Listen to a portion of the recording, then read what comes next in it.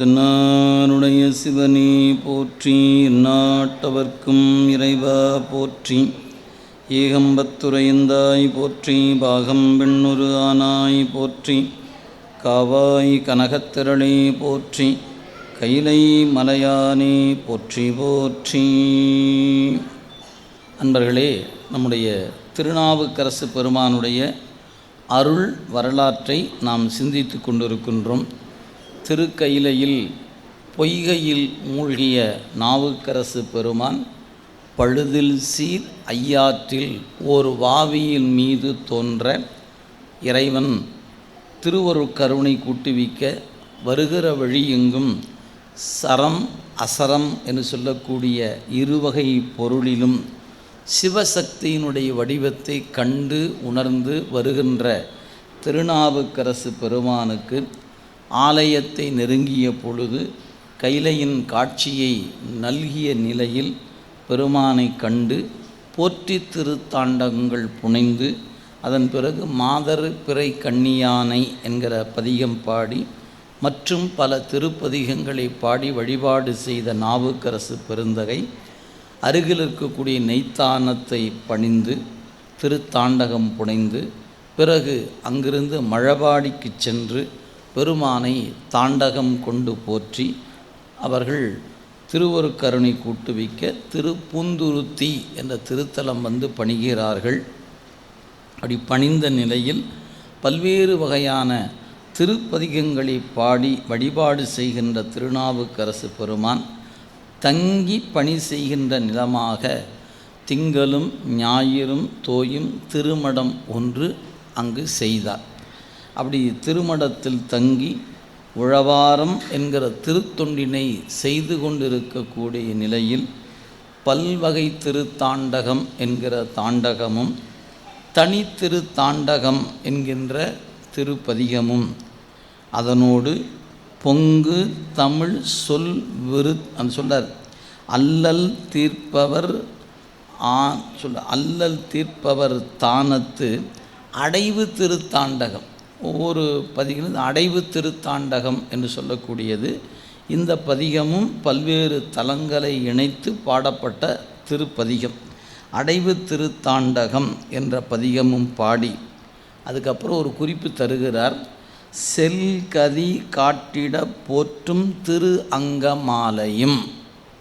ஒரு குறிப்பு பார்த்திங்கன்னா திரு அங்கமாலை இது 4ஆம் திருமுறை அமையப்பெற்ற பொது பதிகமாக கருதப்படுவது. ஆனால் திருப்பூந்துருத்தியில் இருக்கும் பொழுதுதான் இந்த பதிகத்தை அருளியிருக்கிறார் நம்முடைய திருநாவுக்கரசு பெருமான். இந்த பதிகத்துக்கு திரு அங்கமாலை என்று பெயர்.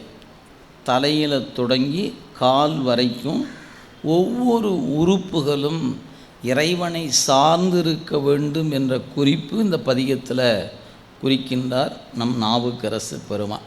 இப்போ தலை என்பது வணங்குவதற்காக, செவி கேட்பதற்காக, கண் பார்ப்பதற்காக, இப்படி இதெல்லாம் நமக்கு தெரியும்.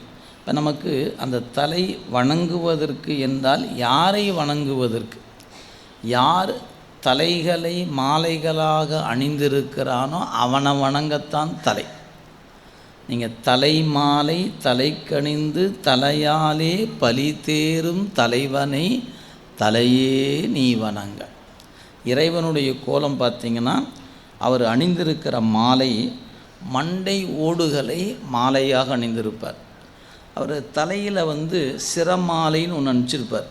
அந்த அணிகிற அந்த மாலையிலையும் மண்டை ஓடுகளாகவே இருக்கும்.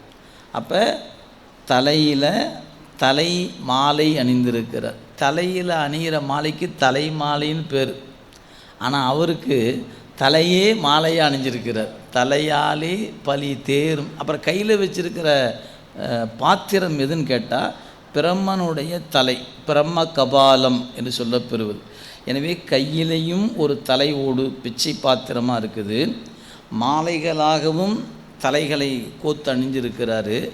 மேலையும் அந்த தலைகளை மாலையாக அணிந்திருக்கிறார். நாம் உருத்திராக்கத்தில் எப்படி கரமாலை சிரமாலை எல்லா மாலையும் உருத்திராக்கத்தில் அணிந்திருக்கிறோமோ அது மாதிரி சிவபெருமான் மண்டை ஓடுகளை கொண்டு அணிந்திருக்கிறாராம். யார் ஏன் அந்த மண்டை ஓடெல்லாம் ஏன் இந்த சாமி இப்படி இருக்கிறாரு அப்படின்னு கேட்டால், அந்த மண்டையில் இருக்க அந்த ஓடுகள் அனைத்தும் நம்மளை போன்ற ஆட்களுடைய ஓடல்ல, இறந்து போன திருமால் பிரமன் போன்ற உடைய மண்டையோடாம். அப்போனா அவர் ஒருத்தர் தான் அழிவில்லாதவர் என்று பொருள். அதுக்காக சொன்னார், தலை வணங்கணும். யாரை வணங்குவது அப்படின்னு கேட்டால், சிரமாலை தலைமாலையை சிரமாலையாக அணிந்தவன் எவனோ அவனை வணங்கு, அதுக்குத்தான் தலை. அப்போ நமக்கு தலை என்பது நம்ம நிமிர்ந்து நிற்பதற்காகத்தான் தலை அப்படின்னு இல்லை, வணங்கறதுக்கு தான் ஏன் தலை. அதனால தான் முன்னையும் சொன்னார், எங்கள் மாசில் வீணையும் பதிகத்தில் வாழ்த்த வாயும் நினைக்க மடநெஞ்சும் தாழ்த்த சென்னியும் தந்த தலைவன். இந்த தலை வணங்கறதுக்கு தான் தலை. வணங்க தலை வைத்து வார்கடல் வாய் வாழ்த்த வைத்து. இப்போ வணங்க தலை வைத்து மணிவாசக பெருமான், வணங்க தலை வைத்து வார்கடல் வாய் வாழ்த்த வைத்து. வைத்தனன் தனக்கே தலையும் என் நாவும் நெஞ்சும் வஞ்சம் ஒன்றின்றி. சுந்தரமூர்த்தி சுவாமிகள். நீனாலும் நன்னெஞ்சே நினைகண்டாய் யாரறிவா சானாலும் வாழ்நாளும் சாய்க்காட்டெம் பெருமார்க்கு பூ நாளும் தலை சுமப்ப புகழ்நாமம் செவி கேட்ப நான் நாளும் நவின்றேத்த பெறலாமே நல்வினை. அப்போ நமக்கு இந்த உறுப்புகள் எதற்கு வழங்கப்பட்டிருக்கிறது? நமக்கு கொடுக்கப்பட்ட ஒவ்வொரு உறுப்புகளும் இறை சார்ந்து இருப்பதற்கு தான் வழங்கப்பட்டிருக்கிறது என்பதுதான் குறிப்பு. நாம் எல்லாரும் வணங்குபவர்கள் தான். யாரை வணங்குவோம்? நமக்கு யாரெல்லாம் நன்மை செய்வாங்கன்னு தெரியுதோ அவங்கள வணங்குவோம். இல்லைன்னா அச்சத்தின் காரணமாக ஒரு வணக்கத்தை போட்டு வைப்பேன், இவன் நாளைக்கு தொல்லை எதுக்கு அப்படின்னு ஒரு வணக்கம் செய்வோமா இல்லையா? அப்படி தானே இன்றைக்கி வணங்குறோம். சார் வணக்கம் சார், வணங்க வேண்டிய அவசியம் இல்லை தான், இருந்தாலும் உன்னை போட்டு வைக்கணும். ஏன் என்னடா பார்த்துட்டு பார்க்காம போகிறேன்பா, எதுக்குடா வம்பு, எதுக்கு ஒரு வணக்கத்தை போட்டு வச்சுட்டா வேலை முடிஞ்சு வச்சா அப்படின்னு. இங்கே அந்த வணக்கம்லாம் சொல்லலை. இறைவன் என்கிற ஒருவனை உன் தலை வணங்க வேண்டும், அதுக்கு தான் தலை. சரி, கண் எதற்கு அப்படின்னு கேட்டால், நஞ்சை உண்டு கண்டம் கருத்த பெருமானை காண்பதற்கு கண். செவி எதற்கு? இறைவனுடைய பொருள் சேர் புகழை கேட்பதற்காக. எப்போ கேட்கலாம் அப்படிங்கும்போது ஒரு குறிப்பு சொல்லுகிறார், 24/7 கேட்கலாம். இறைவன் புகழை கேட்பதற்கு நேரம் ஒதுக்கப்படவில்லை, மறந்துடாதீங்க. நீங்களாக கற்பனை பண்ணி வச்சுக்கிட்டு இந்த நேரமெல்லாம் இதை கேட்கலாமா, அந்த நேரம்னா அதை கேட்கலாமா அப்படின்னு நினச்சிட்டு உட்காந்துக்கிறோம். அது உங்கள் மயக்கம். ஆனால் அப்புறம் சொல்கிறாரு, என்ன சொல்ற, கண்கால் காண்மின்களோ கடல் நஞ்சுண்ட கண்டன் தன்னை எந்தோல் வீசி நின்றாடும் பிரான் தன்னை கண்கால் காண்மின்களோ செவிகால் கேண்மின்களோ சிவன் எம்மிரை செம்பவல எரிவோல் மேனி பிரான் திறம் எப்போதும். இப்போ அப்போல்லாம் இல்லை, எப்போதும் செவிகால் கேண்மின்களோ. இப்போ நமக்கு அவர் பாடும்போது அப்படிலாம் இருந்துச்சான்னு தெரியல. இப்போ வானொலி எடுத்து பாருங்கள், 24 hours ரெயின்போ அந்த இதுன்னு ஏதோ ஒரு ப்ரோக்ராமை போட்டு வெடிய வெடிய ரேடியோ பாடிக்கிட்டு தான் இருக்குது. நிற்கிதா என்ன?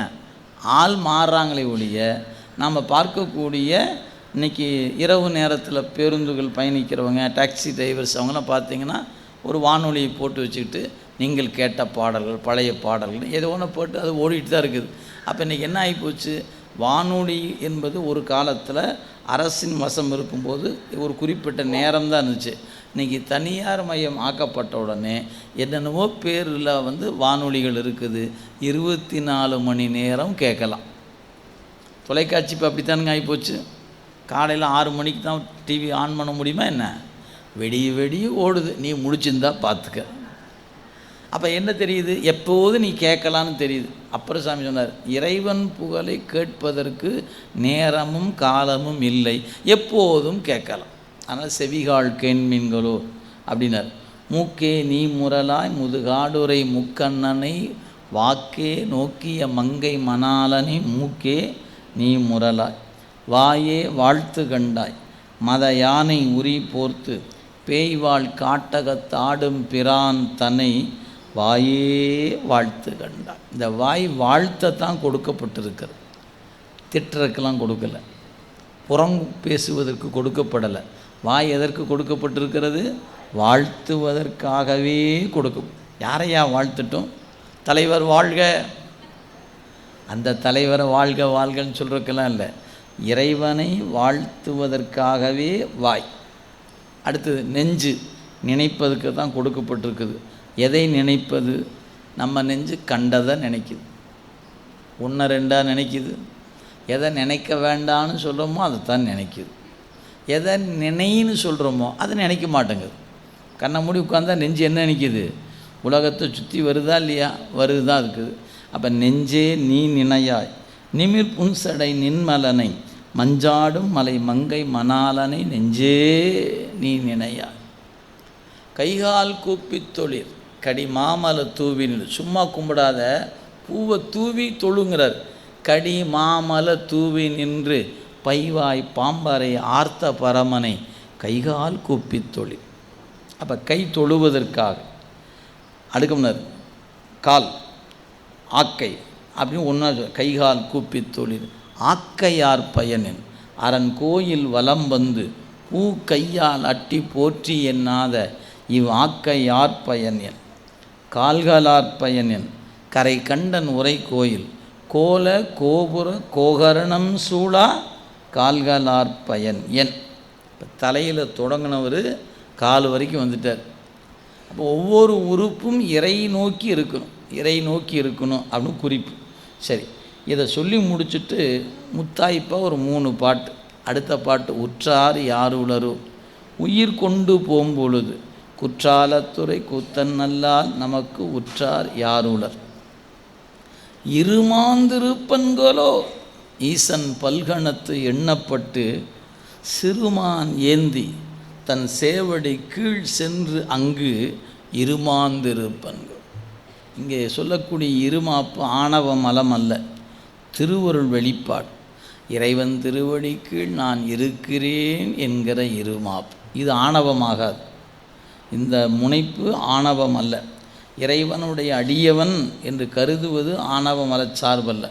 நான் யார் தெரியுமில்ல அப்படின்னு நினச்சா தான் அது ஆணவச்சார்பு. நான் இறைவனுடைய அடிமை என்று கருதுவது ஒருபோதும் ஆணவச்சார்பு ஆகாது என்பதனால சிறுமான் எந்திதன் சேவடி கீழ் சென்றங்கு இருமாந்திருப்பன்களும். அடுத்து தேடி கண்டுகொண்டேன் திருமாலோடு நான்முகனும் தேடி தேனொனா தேவனை என் உள்ளே தேடி கண்டுகொண்டு. இந்த கடைசி பாட்டில் என்ன சொல்கிறாரு? திருமாலை பிரமனை நாம் கண்டுவிடலாம், ஆனால் திருமாலும் பிரமனும் தேடியும் தேட உணா தேவனை காண்பது அரிது. ஆனால் அப்படி காணணும்னு நினச்சிங்கன்னா எப்படி காண்பது? மேலே சொல்லப்பட்ட தலையில் தொடங்கி கால் வரைக்கும் அந்தந்த உறுப்புகள் என்ன செய்ய வேண்டும் என்று அறிவுறுத்தப்பட்டு இருக்கிறதோ அந்த நெறியிலே நீங்கள் நிற்பீர்களானால் இறைவனை உங்கள் நெஞ்சத்துக்குள் காணலாம் என்று குறிப்பு தருகிறார் திருநாவுக்கரசு பெருமாள். தலை அவனை வணங்காமல், கண் அவனை காணாமல், செய் அவனை கேட்காம, வாய் அவனை பாடாமல், நெஞ்சு அவனை நினைக்காம, கை அவனை தொழாமல், யாக்கை அவனை வலம் வராமல், கால்கள் கோல கோபுரணம் சூழாமல் நெஞ்சுக்குள் ஈசன் இருப்பனை காண்பது அரிது. ஏன்னா யோகத்தை பின்பற்றவங்க எல்லாரும் சொல்லுவாங்க, ஆண்டவன் உங்கள்கிட்டே இருக்கிறான், நீ அங்கே போகிற இங்கே போகிறேன்னு. இங்கே இருக்கிறான் என்பது எல்லாருக்கும் தான் தெரியும், ஆனால் காணணுமே. எப்படி காண்பது? அதுக்கு வழி என்னன்னு கேட்டால், இந்த உறுப்புகள் தனக்கு கொடுக்கப்பட்ட பணியினை செய்து வருமானால் உங்களால் ஒரு நாள் அல்லது ஒரு நாள் உங்கள் நெஞ்சத்தில் ஈசன் குடியிருப்பதை உங்களால் உணர முடியும்.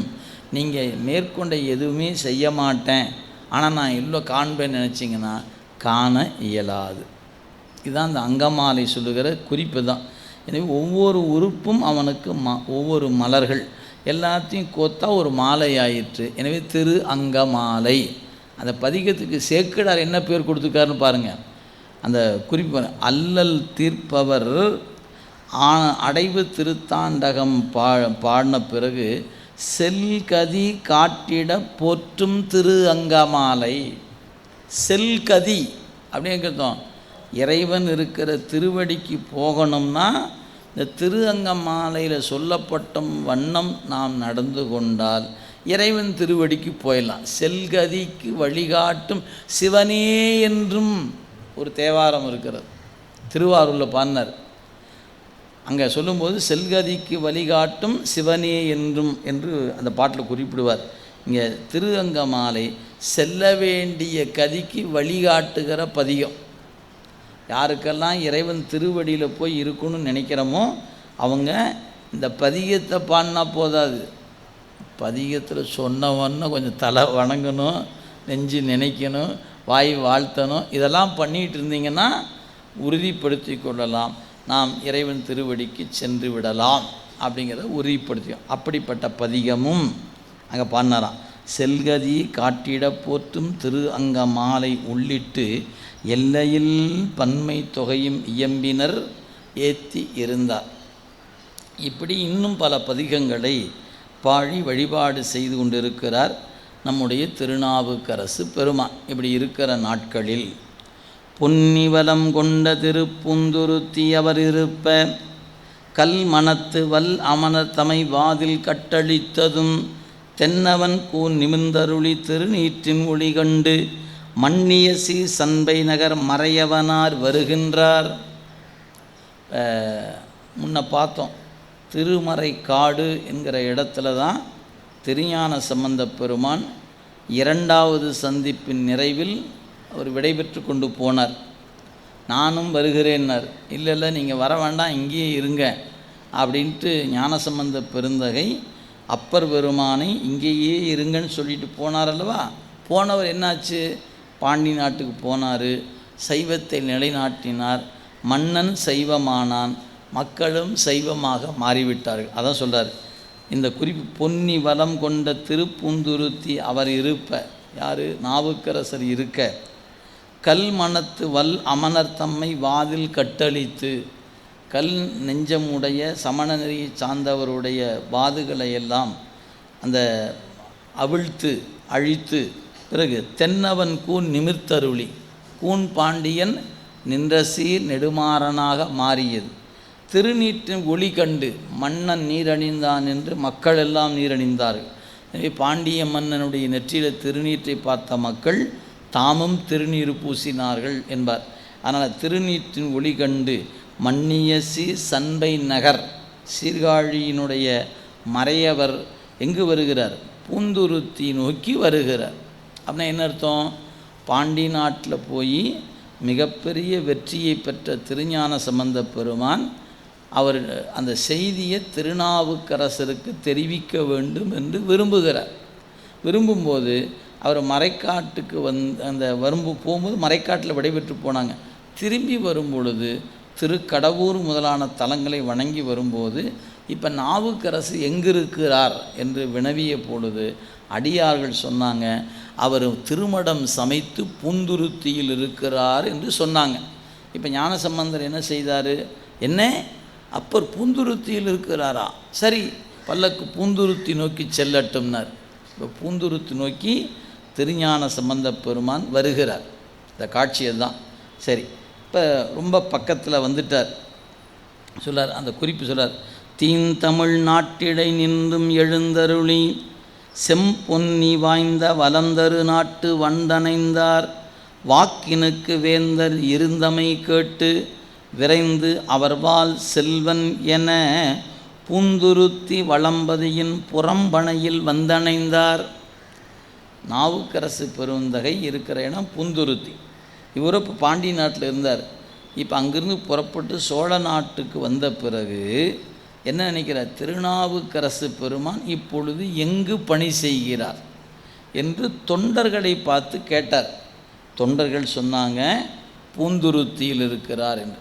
அப்படியானால் நாம் விரைந்து பூந்துருத்திக்கு செல்வோம் என்று கட்டளை பிறப்பிக்க தொண்டர்கள் அவரை சுமந்து கொண்டு பூந்துருத்திக்கு பக்கமாக வருகிறார்கள்.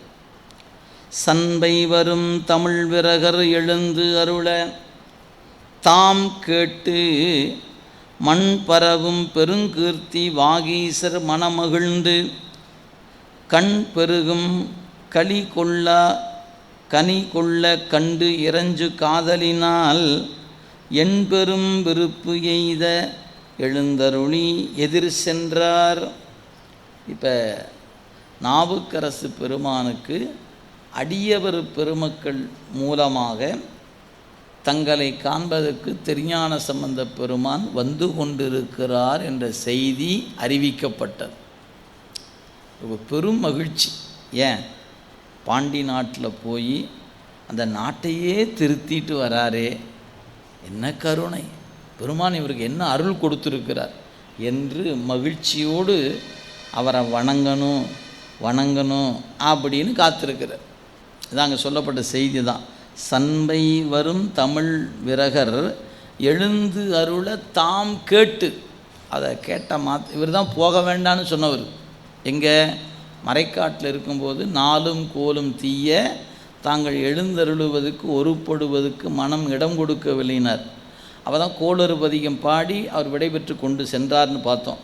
இப்போ அதை மீறி வருகிற அவரை பார்க்கும்பொழுது உள்ளபடியே பெரும் மகிழ்ச்சியோடு வரவேற்கிறார். அதனால் சொன்னார், தமிழ் விரகர் எழுந்தருள தாம் கேட்டு மண் பெருவும் பெரும் கீர்த்தி வாகீசர், இந்த மண்ணுலகத்தில் பரந்துபட்ட உலகத்தில் பெருமைக்குரிய திருநாவுக்கரசு பெருமான் மனம் மகிழ்ந்து என் சில கண் பெருகும் கனிகொள்ள கண்டு இறஞ்சும் காதலினார். எப்படி பெருமானை கண்ணார கண்டு இறஞ்சினாரோ அதுபோல் ஞானசம்பந்த பெருமானை கண்ணால் கண்டு நெஞ்சம் நிறையும் வண்ணமாக வணங்க வேண்டும் என்று கருதி கொண்டு அந்த இடம் நோக்கி வருகிறார் திருநாவுக்கரசு பெருமான். அதில்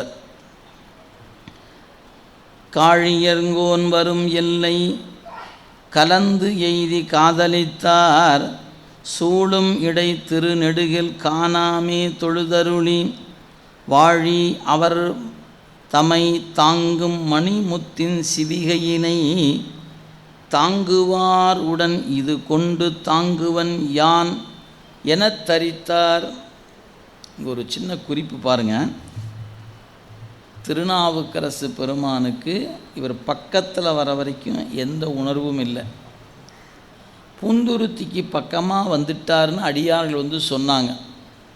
சொன்ன இவருக்கு என்ன தோன்றுகிறது, எவ்வளோ பெரிய வெற்றியை சைவத்துக்கு பெற்று தந்திருக்கிறார், இந்த குழந்தைய நாம் தோளில் சுமக்கணும், இது அவருக்கு விருப்பம். ஆனால் இந்த விருப்பத்தை ஞானசம்பந்தர் ஏற்றுக்க மாட்டார். ஏன் ஏற்றுக்க மாட்டார்? நீங்கள் என்னுடைய தந்தையை விட மேலானவர், நீங்கள் சுமந்து வர நான் மேல் அமர்ந்து வருவதா? முடியாது, அதுக்கு உடன்பட மாட்டார்.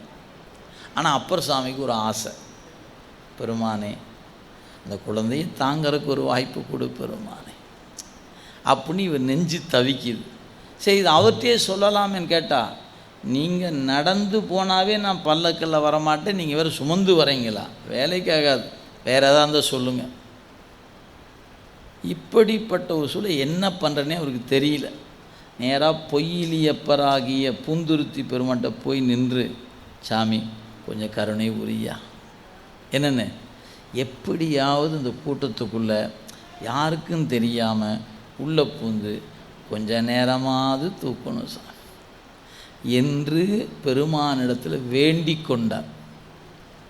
சாமி பார்த்தார், எப்பா நீ நமக்கு ஒன்றும் சட்ட சிக்கலை கொண்டாந்து கொடுப்பேன். ஏன் அவர் தெரிஞ்சு அவர் கேட்பார்ல, என் தந்தையோட மேலானவர் என்னை சுமக்கிறார் என்றால் நீ ஏன் சாமி எனக்கு அருள் செய்ய மாட்டேன், சுட்டி காட்ட வேண்டாமா நீ அப்படின்னு இதுதான் கேட்கறதுக்கு முன்னாடி அருள் செய்யறாச்சு அவருக்கு.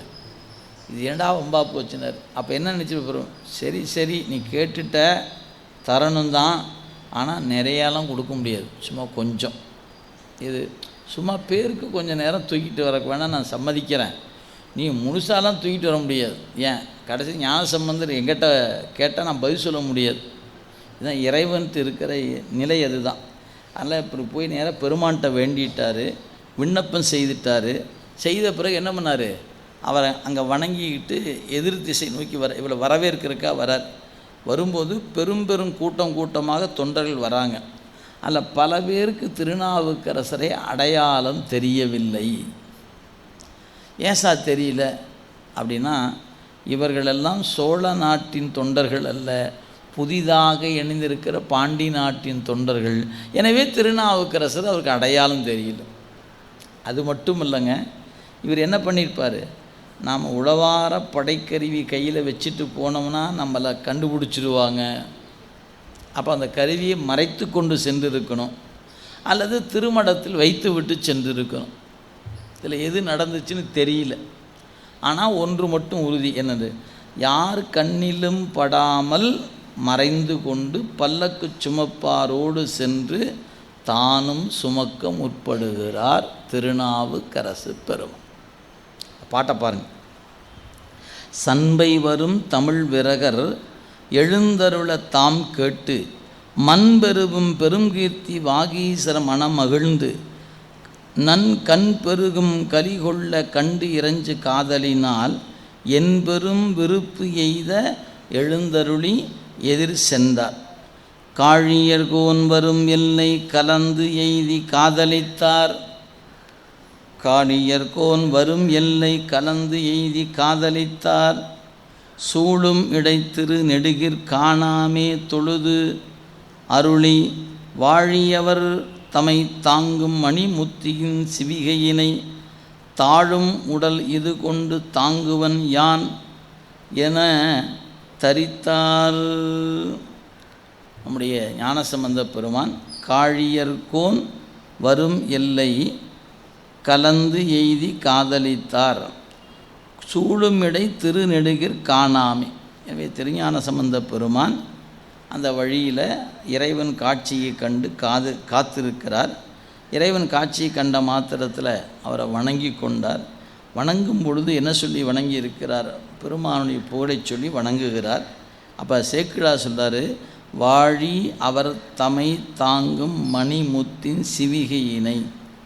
முத்துச்சிவிகையை சுமந்து வருகிற அடியார்கள் அவங்கெல்லாம் வாழ்க அப்படின்னார். எனவே சிவிகையினை தாங்கும் அடியார்கள். அதுக்கப்புறம் வாழும் இவர் தம்மை தாங்கும் மணிமுத்தின் சிவிகையினை தாங்கும் உடல் கொண்டு தாங்குவன் யான். இந்த சுமந்து வருகிற தொண்டர் கூட்டத்தில் நானும் ஒருவனாக சென்று தாங்குவன் என்ற உறுதிப்பாட்டை மனதில் வைத்து கொண்டு அவர் வேகமாக அங்கே போகிறார். போகும்போது நிறைய அடியார்கள் இருந்தாங்க, கூட்டமாக இருந்தது. இவரை யாரும் கண்டுக்கலை. ஏன், தன்னை ஒருவாறு மறைத்து கொண்டு செல்லுகிறார் என்பது குறிப்பு. பாருங்கள், வந்து ஒருவர் அறியாமே மறைத்த வடிவு கொடு. தன்னுடைய அடையாளம் உழவார படைக்கருவி, அது கண்ணில் பட்டுனா இவர் தான் திருநாவுக்கரசுன்னு சொல்லிடுவாங்க. எனவே அந்த அடையாளங்களை மறைத்து கொண்டு போகிறாராம். வந்து ஒருவர் அறியாமே மறைத்த வடிகொடும் புகழி அந்தனர் எழுந்து அருளி வரும் மணிமுத்தின் ஏதம் மணிமுத்தின் சந்தமணி சிவிகையினை தாங்குவார் உடன் தாங்கி சந்தமணி சிவிகையினை தாங்குவார் உடன் தாங்கி சிந்தை கழிப்புற வருவார் தமை யாரும் தெளிந்திலரால். இந்த பெருமானுடைய கருணை கூட்டுவிக்க சொன்னார், யார் கண்ணிலும் படாமல் வருவதற்காக தன்னுடைய தோற்றத்தில் சில மாறுதல்களை செய்து கொண்டு. நீங்கள் பார்த்தீங்கன்னா தெரியும், பழைய கால இதெல்லாம் ஒற்றர்கள் அப்படின்னு வரும்பொழுது தங்களுடைய உருவத்தை மாற்றி கொண்டு வருவாங்க. அது மாதிரி இப்போ நாவுக்கரசு பெருமான் இவை இருந்தால் நம் ஞானசம்பந்தர் நம்மை கண்டுகொள்வார். அப்போ அவருக்கு தெரியாமல் இருக்கணும்னால அவர் பார்க்காத ஒரு வடிவத்தை மனதில் சிந்தித்து அந்த வடிவத்துக்குரிய வண்ணமாக வருகிறார் நம்முடைய நாவுக்கரசு பெருமான். அதனால் வந்து ஒருவர் அறியாமே மறைத்த வடிவினோடு தன் உருவத்தை மறைத்து கொண்டு செல்லுகின்ற சீர்காழி ஞானசம்பந்த பெருமான் வரார். அதில் மறைவோடும் புகழி அந்தனாளர் ஏறி எழுந்து அருளி வரும் பனிமுத்து. எனவே பனி முத்து, குளிர்ந்த முத்துக்கள் என்று சொல்லக்கூடிய முத்துக்கள் உடைய வண்ணமாக சந்தமணி சிவிகையினை தாங்குவாருடன் தாங்கி, முதல்ல பெருமானை வேண்டிக்கிட்டார். அவர்களோடு நானும் ஒரு அன்பனாக சென்று ஞானசம்பந்த பெருமானை தாங்குதல் வேண்டும். இது அவருடைய விண்ணப்பம். இந்த விண்ணப்பத்தை பொய்யிலியப்பட்ட கொடுத்துட்டு வந்ததுனால அங்கே இருக்கிற தொண்டர்களும் இவரை பார்த்தோன்னே வாங்க எடுத்துக்குங்க, மகிழ்ச்சி கொண்டாங்க, இது எங்களால் சுமக்க முடியல, நீங்கள் கொண்டு வாங்க. அப்படி இல்லை, புண்ணியம் அவருக்கும் கொஞ்சம் கிடைக்கிட்டு, வாங்க ஐயா எடுத்துகிட்டு வாங்க ஐயா, உங்களுக்கு இல்லாதா வாங்க. அவர் தன்னுடைய வயதான தோற்றம். அப்போ அந்த தாங்குவாருடன் தாங்கி வருகிறார். அப்படி வரும்போது எப்படி இருந்திருக்கும்? ஆஹா பெருமானே நான் கேட்டதை கொடுத்துட்டீங்க, ஆஹா நான் அப்படின்னு கொஞ்சம் இப்படி மகிழ்ந்து வந்திருப்பாரா?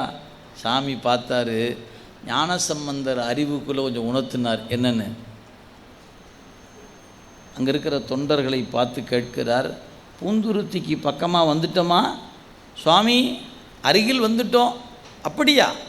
பூந்துருத்திக்கு பக்கமாக வந்துட்டோமா? திருநாவுக்கரசு பெருமான் இங்கே தானே இருக்கிறதா சொன்னாங்க. அவர் இருப்பதாக இருந்தால் இந்நேரம் இங்கே வந்திருப்பாரே அப்படின்னு ஒரு கேள்வி தொக்கி நின்றதுங்க. அதனால் பக்கத்தில் வந்த உடனே அவர் ஒரு வினா கேட்கிறார். அந்த பாட்டை பாருங்கள், அடுத்த பாட்டு.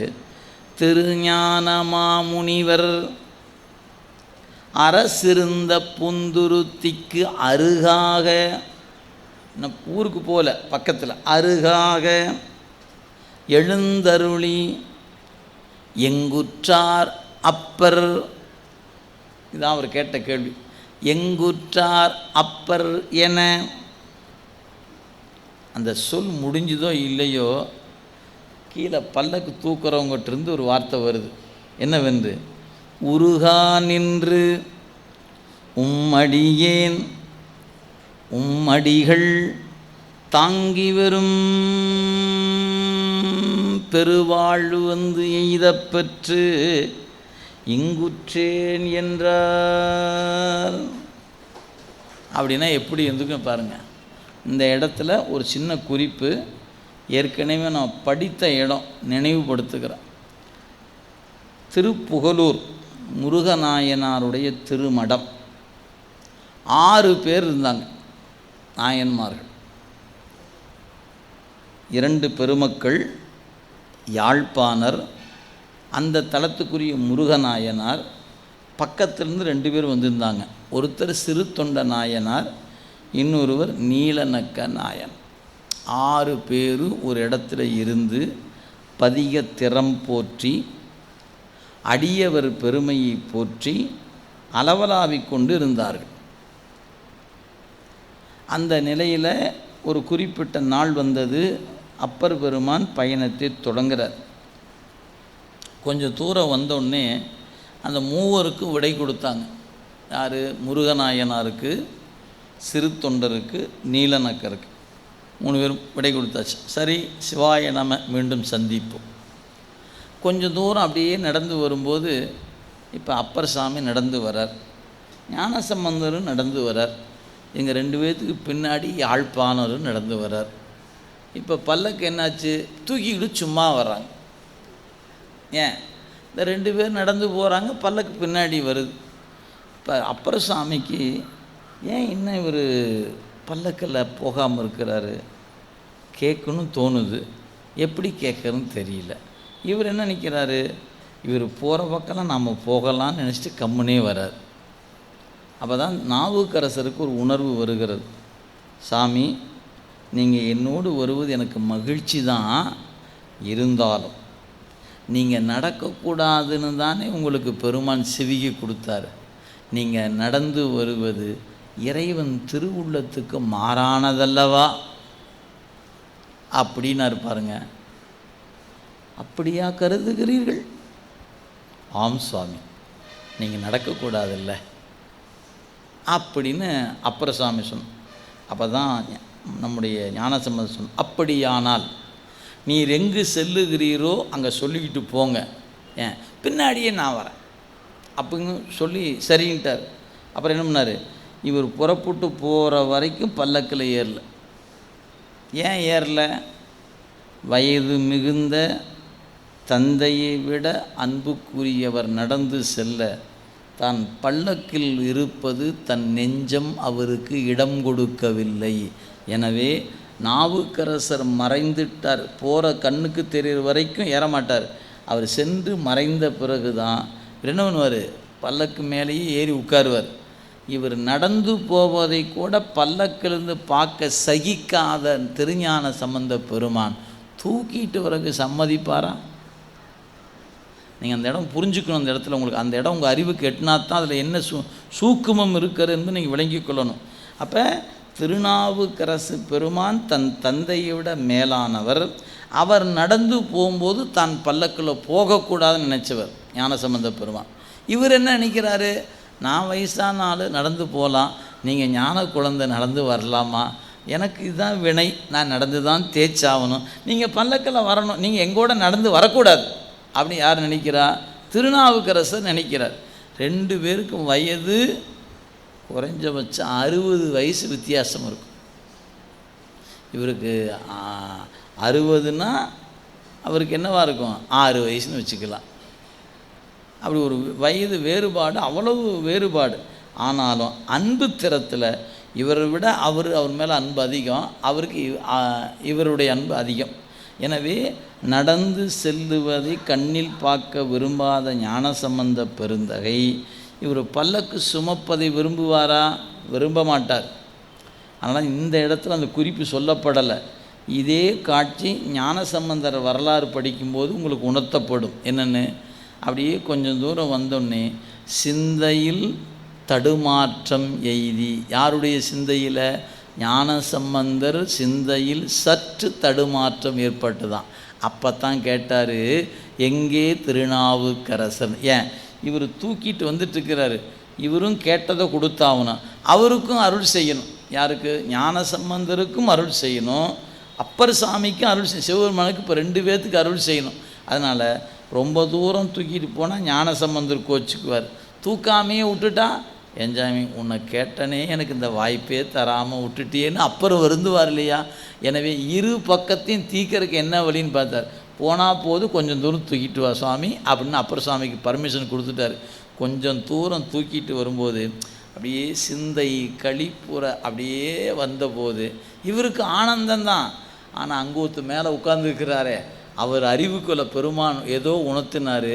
அப்போ தான் கேட்குறார், அந்த திருஞான மாமுனிவர் புந்துருத்தி கருகாக எழுந்தருளி அப்பர் எங்குற்றார் அப்படின்னு கேட்டார். இவர் கீழே இருக்கிறார். அப்போ சொன்னார், உம்முடைய அடியவன், உம்மடியேன், உம்மடிகள் உங்கள் திருவடி தாமரைகளை தாங்கி வருகிற பெரு வாழ்வு பெற்று அடியே இங்குற்றே அப்படின்னு பாருங்க. எப்படி இருந்திருக்குன்னு நினச்சி பாருங்க. தான் உயர்வாக கருதுகிற ஒருவர் தன்னை தோளில் சுமந்து வருகிறார் என்று சிந்தைக்கு எட்டுமானால் அவருடைய தவிப்பு எப்படி இருந்திருக்கும்? பல்லக்கு உடனே நிறுத்தினாங்க, எட்டி குதிச்சார் கீழே. இப்படி செய்யலாமா நீங்கள் அப்படின்னு இறங்கி ஒரு கையை பார்த்து கேட்கலாம்னா ஆளை காணாம். எங்கண்ணா? அவர் நீட்டி விழுந்து கிடக்கிறார். எங்கே திருநாவுக்கரசன் பார்த்தா காலை பிடிச்சிட்டு இருக்கிறார். பாட்டை பாருங்க. உம்மடியேன் உம்மடிகள் தாங்கி வரும் பெருவாழ்வு வந்து எய்த பெற்று இங்குற்றேன் என்றார். இது நாவுக்கரசருடைய விடை. ஞானசம்பந்தர் கேள்வி என்ன? அப்பர் எங்குற்றார். விடை, உம்மடியேன் உம்மடிகள் தாங்கி வரும் பெருவாழ்வு வந்து எய்த பெற்று இங்குற்றேன், இங்கே தான் சாமி இருக்கிறேன் அப்படின்னார். அப்படி சொன்ன மாத்து பிள்ளையார் அது கேளா, வார்த்தை முடிக்கலன்னு அர்த்தம். சொல்லி முடிக்கிறதுக்குள்ள இறங்கியாச்சு கீழே. பிள்ளையார் அது கேளா பெரு விரைவுடன் இழிந்து, பெருகு விரைவுடன் இழிந்தே உள்ளம் மிக பதைப்பு எய்தி. யார்? அஞ்சுதல் இல்லாத ஞானசம்பந்த நெஞ்சம் அஞ்சுகிறது, நடுக்கம் இல்லாத நெஞ்சம் நடுங்குகிறது. ஆனால் தான் திருவள்ளுவர் சொன்னார், அஞ்சுவதற்கு அஞ்சாமை பேதமை. நீங்கள் எதுக்குமே அஞ்ச மாட்டேன்னு சொல்வது அஞ்சாமை இல்லையா? அஞ்ச வேண்டியதற்கு அஞ்ச வேண்டும். அப்படி அஞ்ச வேண்டியதுக்கு அஞ்சாமல் விட்டுட்டினா அதுவும் அறியாமையை காட்டும்னர். இப்போ நாவுக்கரசர் தன்னை சுமப்பது என்பது நெஞ்சு பதைக்கிறது அவருக்கு. ஏன்? அன்பின் வடிவமாகிய தாங்கள், திருத்தொண்டின் உருவமாக இருக்கக்கூடிய தாங்கள், என் தந்தையை விட மேலாக இருக்கிற தாங்கள் இப்படி செய்யலாமா சாமி, இப்படி செய்யலாமா என்று அவர் நெஞ்சம் பதைக்கிறதாம். எனவே உள்ளம் மிக பதைப்பு எய்தி உடைய அரசினை வணங்க. நெஞ்சு பதைக்கிறது. திருநாவுக்கரசரை வணங்குறாரு ஞானசம்பந்த பெருமான். ஆனால் வணங்கும்போது எப்படி இருக்குதான்? வள்ளலார் வாகீசர் அவர் வணங்காமுன் வணங்க. இந்த சொல்ல பாருங்கள். இவர் வணங்குற வரைக்கும் அவர் நிற்கலை. அவர் பல்லக்க விட்டு கீழே இறங்கி நின்று நெஞ்சம் பதைப்பு எய்த இப்படி செய்யலாமான்னு கேட்கும்போது அவர் அங்கே நிற்கலை. அவர் எப்படி நிற்கிறார்? இவர் வணங்காமுன் வணங்க, கீழே விழுந்து கிடக்கிறார். எனவே வணங்காமுன் வணங்க துள்ளும் வான் மறி கரத்தார் தொண்டரெல்லாம் தொழுது ஆர்த்தார். இந்த காட்சியை பார்க்கும்போது அடியார் பெருமக்கள் என்னையா அந்த 2 பேர்த்துடைய அன்பு பாரு. ஒரு சின்ன குழந்தைன்னு பாராமல் இவ்வளோ வயது முதிர்ந்த ஒருவர் காலில் விழுந்து கும்பிட்றாரே, அவர் கேட்ட மாத்திரத்தை பல்ல கூட்டு இறங்கிட்டாரே அப்படின்னு இந்த அன்பு திறத்தை கண்டு தொண்டர்கள் எல்லாம் அரகர அரகர அரகர என்று அந்த இறை நாமத்தை முழக்கினார்கள். அந்த வகையில் என்னாச்சினர்? கழுமலக்கோன் திருநாவுக்கரசுடரும் கலந்தருளி செழுமதியம் தவள் சோலை புந்துருத்தி திருப்பதியில் மழுவினோடு மான் ஏந்து திருக்கரத்தார் மலர்த்தாள்கள் தொழுது உருகி இன்புற்று துதி செய்து அங்கு உடன் இருந்தார். நம்முடைய நாவுக்கரசு பெருந்தகை பணிந்த நிலையில் இவரும் அவரை எதிர்கொண்டு பணிந்து எழுந்து தழுவி நின்று இருவரும் அளவலாவி கொண்டு நேராக பொய்யிலியப்பரை காண வருகிறார்கள். வல் அமனர் தமை வாதில் வென்றதுவும் வழுதிபால் புண்ணிய கூன் நிமிர்த்ததுவும் தன் பொருந்த புனல் நாட்டில் எல்லையில்லா திருநீரு வளர்த்ததுவும் இருந்தவத்தோர் சொல்ல அது கேட்டு உவந்தார் தூய புகழ் வாகீசர். இருவரும் புந்துருத்தி பெருமானை வணங்கிட்டு திருமடத்தில் வந்து அளவலாகுகிறார்கள். நீங்கள் கடந்து சென்ற பிறகு என்ன நிகழ்ந்தது? இவர் பாண்டி நாடு நோக்கி வந்துட்டார் ஞானசம்பந்த பெருமான். அப்புறம் என்ன பண்ணார்? மீண்டும் பல்வேறு தலங்களை வணங்கி கொண்டு காலத்தி வந்து காலத்தின் கைலாயம் வந்து கைலாயத்தின் ஐயாறு வந்து ஐயாருக்கு அப்புறம் வந்ததெல்லாம் சொல்லி முடிக்கிறார். இவ்வளவு நடந்து விட்டதா அப்படின்னு. இவர் என்ன சொன்னார்? அங்கே போனோம், குலச்சிறையார் அன்பை பார்த்தோம், மங்கையர்க்கரசியாருடைய அன்பை பார்த்தோம், என்ன அன்புங்கிறீங்க அப்படின்னு ஒன்றொன்னா சொல்லி கொண்டே வர வர கேட்ட நாவுக்கரசு பெருமானுக்கு என்ன தோன்றுகிறது? அன்பு வடிவாகிய மங்கையர்க்கரசியாரை வணங்க வேண்டும் என்ற அன்பு ஏற்படுகிறது. இவரும் சொல்கிறாரு, அவரும் சொன்னார். அப்போ நீர் சென்று வந்த இதெல்லாம் சொல்லுங்கன்னார். இவரும் சொன்னார். சொல்லும்போது கம்பை ஆற்றங்கரையில் ஏலவார் குழலி தழுவ வெளிப்பட்ட கம்பனை கண்டேன்னு சொன்னார். அப்படின்னா அந்த பெருமானை நானும் பார்க்கணும்னு தோணுச்சது. எனவே இவர் ஒன்றை சொல்ல அவர் ஒன்றை சொல்ல அப்படியே 2 பேரும் அளவலாவி கொண்டிருந்தார்கள். முடிவில் என்னாயிற்றினர்? திருநாவுக்கரசர் பாண்டி நாடு செல்ல முடிவு செய்தார். ஞானசம்பந்த பெருமான் தொண்டை நாடு புறப்பட முடிவு செய்தார். இது எங்கே நடக்குது? புந்துருத்தின் திருமடத்தில் முடிவு செய்யப்படுது. இதுதான் செய்தி. பாருங்கள். கழுமலக்கோன் திருநாவுக்கரசருடன் கலந்தருளி செழுமதியம் தவள் சோலை பூந்துருத்தி திருப்பதியின் மழுவினோடு மான் ஏந்து திருக்கரத்தார் மலர்த்தாள்கள் தொழுது உருகி இன்புற்று துதி செய்து அங்கு உடன் இருந்தார். அப்படி உடன் இருக்கும் பொழுது வல் அமனர் தமை வாதில் வென்றதுவும், 3 வகையான வாது. வல் அமனர் தமை வாதில் வென்றதுவும், வழுதிவால் கூன் நிமிர்ந்ததும், வழுதி பாண்டியன், கூன் பாண்டியருடைய கூன் நிமிர்ந்ததும். அதுக்கப்புறம் தன் பொருந்த புனநாட்டில், பொருந்த என்பது பொருணை அப்படின்னா தாமிரபரணிக்கு பொருணைன்னு பேர். தன் பொருணை தாமிரபரணி, பொருணை என்பது தாமிரபரணி குறிக்குங்க. தன் பொருணை தாயே போற்றி போற்றி என்பார்கள். பொருணை என்பது தாமிரபரணியை குறிக்கும். தன் குளிர்ச்சி, குளிர்ச்சி பொருந்திய தாமர நதி பாய்ந்து வலம் தருகிற பாண்டி நாட்டிடை, தன் பொருந்த புனநாட்டில் எல்லையில்லா திருநீறு வளர்த்ததும். ஞானசம்பந்தர் என்னெல்லாம் சொன்னாருன்னா, முதல்ல சுரவாதம் சொன்னார், அப்புறம் அனல்வாதம் சொன்னார், அப்புறம் புனல்வாதம் சொன்னார். 3 வகையான வாதுகளை சொன்னார்.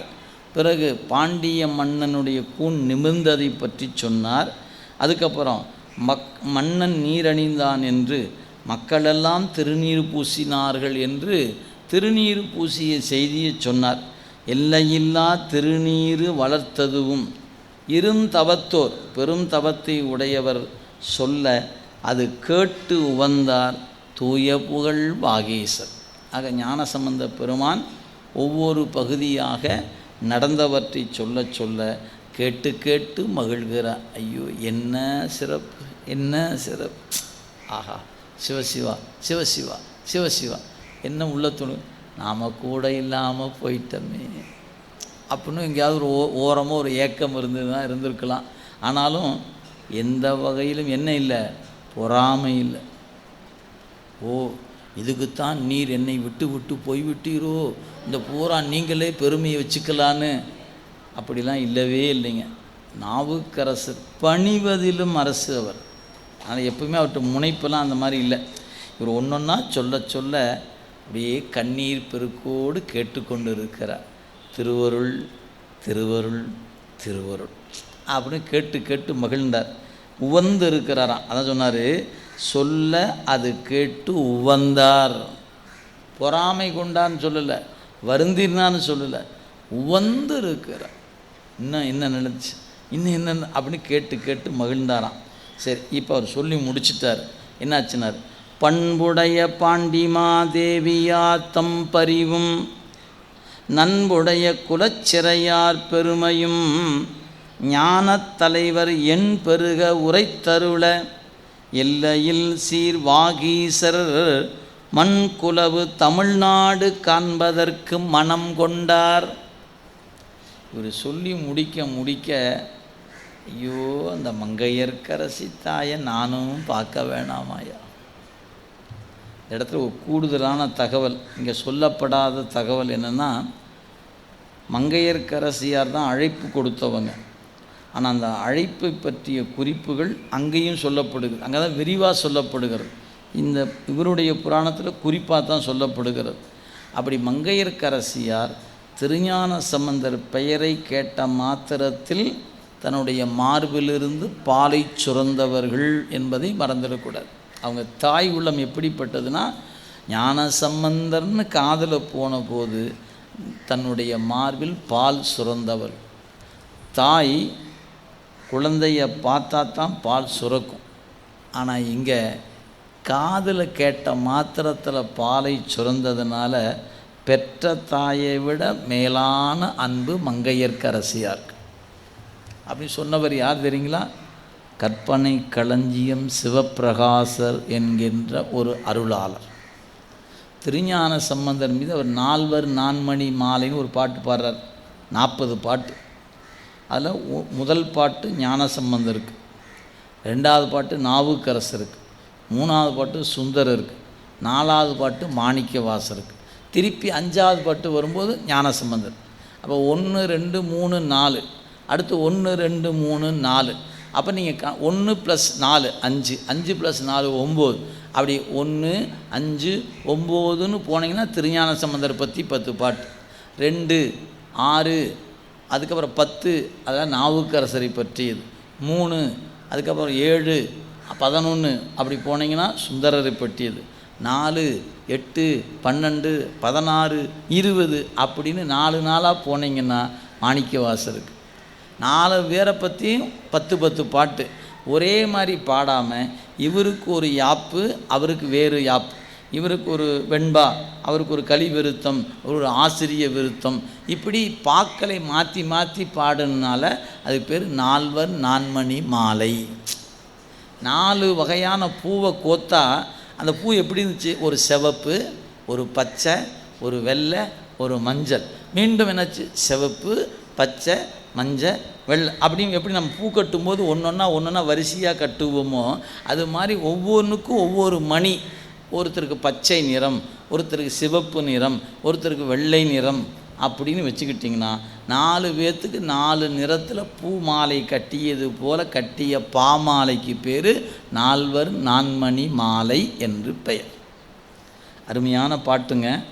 அதில் ஒரு பாட்டு ஞானசம்பந்தரை பார்த்து கேட்கிறார், சுவாமி எனக்கு ஒரு சின்ன சந்தேகம் உங்களை கேட்கலாமா? இவருக்கும் அவருக்கும் காலம் வேற. 4 கற்பனை களஞ்சியம் சிவப்பிரகாசர் என்பவர் 20ஆம் நூற்றாண்டில் வந்தவர். ஞானசம்பந்தர் 7ஆம் நூற்றாண்டுக்குரியவர். எனவே பின்னால் வந்து அவர் மேலே பாட்டு பாடும்போது ஒரு கேள்வி கேட்குறார், சாமி உங்கள்கிட்ட ஒரு கேள்வி கேட்குறேன். பால் நினைந்து ஊட்டுகின்ற தாய் பகவதி அம்மை, நீங்கள் அழுதவுடனே வந்து பால் கொடுத்தவங்க திருநிலை நாயகியாகிய சீர்காழியில் இருக்கிற அம்மா. சரி, உன் பேரை சொன்ன உடனே பாலை சுரந்தவங்க மங்கையர்க்கரசியார். இந்த 3 தாயில் சிறந்த தாய் யார்? ஞானசம்பந்த பெருமானே நீங்கள் சொல்லுங்க. விடை அந்த பாட்டில் இல்லைங்க, நல்லா நினைவு. அவர் விடையெல்லாம் சொல்லலை, 3ஐயும் காரணப்படுத்துகிறார். இது இப்படி அம்மா பால் நினைந்து ஊட்டுகிற தாய், எனவே பகவதி அம்மையா அல்லது திருநிலை நாயகியா அல்லது மங்கையர்க்கு அரசியார், இந்த 3 தாயில் சிறந்த தாய் யார் அப்படின்னு கேள்வியோட பாட்டை முடிச்சிட்டார். நீங்கள் தான் விடை கண்டுபிடிக்கணும். உங்களுக்கு எது தோணுதோ அதை ஃபில் பண்ணிக்கோங்க. எது தோணும் நமக்கு? மங்கையர்க்கு பேரை கேட்ட மாத்திரத்தில் பாலை சுரந்தாங்களேயா, அப்படிப்பட்ட தாய். அதனால் பண்புடைய பாண்டிமா தேவியாத்தம் பரிவும், அவங்க அன்பை சொல்லும் பொழுது அது ஞானசம்பந்தர் தன் திருவாக்கால் அப்பற்ற சொல்கிறாருங்க. எப்படி இருந்திருக்கும்? அப்படியே இந்த பக்கம் ஒரு தேம்பி தேம்பி அழுதுட்டு இருந்திருப்பார். நாம் தான் அன்புன்னு நினச்சோம், இல்லை நம்மளை விட மங்கையருக்கு அரசியாருக்கு ஞானசம்பந்தர் மேலே அன்பு அதிகமாக இருக்குது. அப்படித்தானுங்க உண்மையான நெஞ்சம் அப்படித்தான் நினைக்கும். இல்லைன்னா அவருன்னா என்னை விட பெருசாக அன்பாக என்ன அவங்களுக்கு அப்படிலாம் இல்லைங்க. தன்னை காட்டிலும் அன்புடையவர்கள் இருக்கிறார் அப்படின்னு நினைக்கும் போது ஒரு பெருமிதம் வருது. ஆஹா, நம் ஞானசம்பந்தர் மீது இப்படிப்பட்ட அன்புடையவர்கள் இருக்கிறார்களே, எப்படியாவது அவர்களை கண்டு வணங்கணும். இதுதான் உள்ளத்தில் இருக்கிற நினைவு. எனவே பாண்டிமா தேவியா தம் பரிவும், நண்புடைய குலச்சிறையார், நல்ல அறிவுமிக்க அமைச்சர், நேர்த்தியாக எல்லாவற்றையும் செய்து கொடுத்தவர் குலச்சிறையார், அவருடைய பெருமையும் ஞான தலைவர் எண்பெருக உரைத்தருள. இதெல்லாம் யார்? திருஞான சம்பந்தர் வாக்காலேயே கேட்கிறார் திருநாவுக்கு அரசர். நமக்கெல்லாம் சேக்கிழார் சொல்ல கேட்குறோம். அவர் நேரடியாகவே கேட்டவர். இவர் சொன்னார், அவர் கேட்டார். அதை அப்படியே பதிவு செய்த பெருமான் கொடுத்ததை சேக்கிழார் நமக்கு காட்டுகிறார். எனவே நேருக்கு நேர் கேட்ட பெருமை திருநாவுக்கரசர். எண்பெருகன்னு என்னத்தான்? எல்லையில்லாத அன்போடு திருஞான சம்பந்தர் உரைத்தருள அதை செவிமடுத்தார் திருநாவுக்கரசு பெருமான். என்ன பண்ணாராம்? சொல்லி முடித்த உடனே, சுவாமி அடியேன் விடைபெறுகிறேன். எங்கே? இல்லை, இனிமேலும் அவங்கள பார்க்காம இருக்க முடியாது, நான் புறப்படட்டுமா? இவர் தான் கூட்டிகிட்டு வரவேற்க வந்தவர். சரி, இவர் சொன்னார். அதுக்கு முன்னே என்ன நடந்திருக்கும்? நீர் எங்கெல்லாம் போயிட்டு வந்தீங்கன்னு கேட்டிருப்பாரா இல்லையா? நான் அடியேன் இப்படி நீங்கள் போன பிறகு திருவீழி மிளலை போனேன், அப்படியே திருவாவடுதுறை போனேன், அப்படியே கடற்கரையோரமாக போய் ஒற்றியூர் போய் அப்படியே நேராக காலத்தி போய் அப்படியே கைலாயம் போயிட்டு இங்கே வந்து இப்போ தான் சுவாமி வந்து சேர்ந்தேன். அவர் ஒன்று ஒன்றா சொல்ல இவருக்கு என்ன, கை தேஞ்சிருச்சு, கால் தேஞ்சிருச்சு, நெஞ்செல்லாம் தேஞ்சு போச்சுன்னு சொல்லும்போது எப்படி இருந்திருக்கும்? சும்மா கற்பனையில் நினச்சி பாருங்களேன். ஞானசம்பந்தர் கண்கள்லாம் குளங்கள் போல நிறைந்திருக்கு. எவ்வளவு சிரமப்பட்ட அந்த கைலை பெருமான காணும் அப்படின்னு அவருடைய ஒரு கலக்கம் அவர்கிட்ட இருந்திருக்கும். ஆனால் அவர் சொல்லி முடிக்கும்போது பழுதில் சீர் ஐயாற்றில் கான் என்று பெருமான் அருளினார். இங்கே வந்துட்டேன் சுவாமி. எப்படி வந்தன்னே தெரியல, மூழ்கியது தான் தெரிஞ்சது. எந்திரிக்கும்போது திருவையாறில் இருந்தேன் அப்படின்னு சொல்லும்போது என்னே திருவருள், என்னே திருவருள் அப்படின்னு அவரும் மகிழ்ந்தார். இப்போ இவர் விடை பெறுக பொழுது அவர் சொன்னார், சரி அடியேனும் சென்று அந்த ஏலவார் குழலையோடு இருக்கக்கூடிய ஏகாம்பரநாதரை தொழுது வருகிறேன் அப்படின்னு இருவரும் ஒருவருக்கொருவர் விடை பெற்றார்கள். இந்த விடை பெற்ற பிறகு இருவரும் மீண்டும் சந்திக்கின்ற வாய்ப்பு அமையவில்லை. இதுதான் நிறைவு. இந்த சந்திப்போடு இருவருக்கும் நிறைவு ஆகிறது. மீண்டும் இருவரும் சந்திக்கவில்லை என்பது நம்முடைய வரலாற்றில் காணப்படுகிற செய்தி. எனவே மண்குலவு தமிழ்நாடு காண்பதற்கு மனம் கொண்டார் வாகீசர். பிரமபுர திருமுனிவர் பெரும் தொண்டை நன்னாட்டில் அரண் உறையும் தானங்கள் அணைந்து இறைஞ்சி பாடுதற்கு அங்கு உரனுடைய திருநாவுக்கரசர் உரை செய்தருள புறம் எரித்தா திருமகனார் பூந்துருத்தி தொழுது அகன்றார். இவர் கூற இவர் பாண்டி நாட்டுக்கு போகிறார். அவர் என்ன பண்ணாராம்? பிரமபுரத்து சொல்கிறார், திருமுனிவர் பெருந்தொண்டை நன்னாட்டில், தொண்டை நாட்டு தலங்கள் என்று போற்றப்பெறுகிற தலம் இன்றைய நாளில் நமக்கு 32 தலங்கள் என்று குறிக்கப்பெறுகிறது. ஆனால் பாடிய தலங்கள் ஏராளமான தலங்கள், பதிகம் கிடைக்கப்பெறலை, குறிப்பு 32 தான் கிடைச்சிருக்குது. எனவே அரண் உறையும் தானங்கள் அணைந்து இறைஞ்சி பாடுதற்கு அப்பர் சென்று பாடிட்டு வந்துட்டார், நாமும் போய் பாடணுமில்ல அப்படின்னு பாடுவதற்காக உரனுடைய திருநாவுக்கரசர் உரை செய்து அருள, உரைப்புடைய திருநாவுக்கரசு பெருமான் தன்னுடைய திருவாக்கில் இன்னென்ன கோயிலுக்கு சென்றேன் எடுத்து அருள் செய்த பொழுது அங்கு சென்று நானும் தொழ வேண்டும் என்ற விருப்பம் காரணமாக முப்புறத்தை எரித்த சிவபெருமானின் திருமகனாராகிய ஞானசம்பந்த பெருமான் தொண்டை நாடு தொழுவதற்கு மனம் கொண்டார். எனவே இருவரும் பூந்துருத்தியில் விடை பெற்றார்கள். இந்த விடை இனி மீண்டும் காண்பதற்கு வாய்ப்பில்லாத விடை பெறுதலாக ஆயிற்று. ஆண்டு அரசு அங்கனர் சீர் அருள் பெற்று அப்பதி நின்றும் பாண்டி நாட்டில் எழுந்தருளும் பான்மையராய் சென்று தென்திசை போய் காந்தகைய திருப்புத்தூர் பணிந்து ஏத்தி கதிர் மதியம் தீண்டு கொடி மதில் மதுரை திரு ஆலவாய் சேர்ந்தார்.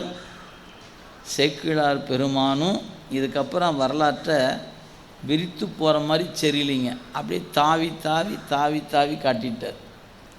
புந்துருத்தியில் இருக்கிறாங்க. சரி, இவர் விடை பெற்ற உடனே வணங்கி கொண்டு புறப்பட்ட நாவுக்கரசு பெருமான் முதல்ல எங்கே வந்தார்னா திருப்புத்தூர் என்ற தலம் வருகிறார். இந்த திருப்புத்தூர் வேறு, நமக்கு வேலூருக்கு பக்கத்தில் இருக்கிற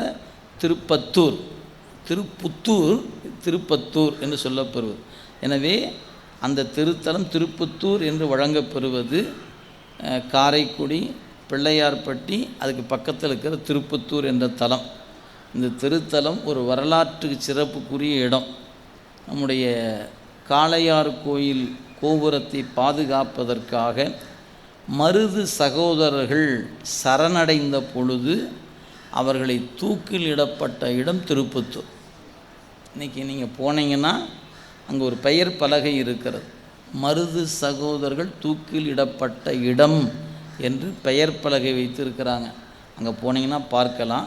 அவரோடு பல 100 பேர் தூக்கிலிட்டார்கள் என்பது வரலாற்று செய்தி. ஆனால் அவங்க உடம்பை புதைக்கின்ற பொழுது தான் நம்முடைய காளையார் கோயில் கருவறைக்கு நேர் எதிரில் புதைத்தார்கள். ஏன்? அது அவர்கள் வேண்டிக் கொண்டதுனால பரங்கியர்கள் உம்முடைய கடைசி ஆசை எது என்று கேட்ட பொழுது, என் காளையப்பனாகிய அந்த இறைவனை நான் தொழுதிருக்கும் வண்ணமாக என்னை புதைக்கின்ற பொழுது என் தலை என் பெருமானை காணும் வண்ணம் புதைக்க வேண்டும் என்று அவர்கள் கேட்டுக்கொண்டதுனால அவர்களுடைய சமாதி இன்னைக்கு கோயிலிருந்து நேர் எதிர்ப்புறத்தில் இருக்கிறது. யாராவது காளையார் கோயில் என்று சொல்லப்பெறுகிற தலத்துக்கு சென்றீங்கன்னா அவசியம் பார்க்கணுங்க. சாமியை பார்த்துட்டு மருது சகோதரரையும் பார்த்துட்டு வரணும். நீங்கள் அது போகலைன்னா நிறைவாகாது. ஏன்னா இன்றைக்கி அவர்களால் தான் அது காப்பாற்றப்பட்டு இருக்கிறது. அப்படிங்கிற நிலையில் அந்த மருது சகோதரர்கள் தூக்கிலிடப்பட்ட இடம் திருப்புத்தூர் என்ற இடம். எனவே அந்த திருப்புத்தூர் பணிந்து ஏற்றி அங்கிருந்து புறப்பட்டு எங்கே வந்துட்டார்? ஆலவாய்க்கு வந்தாச்சு.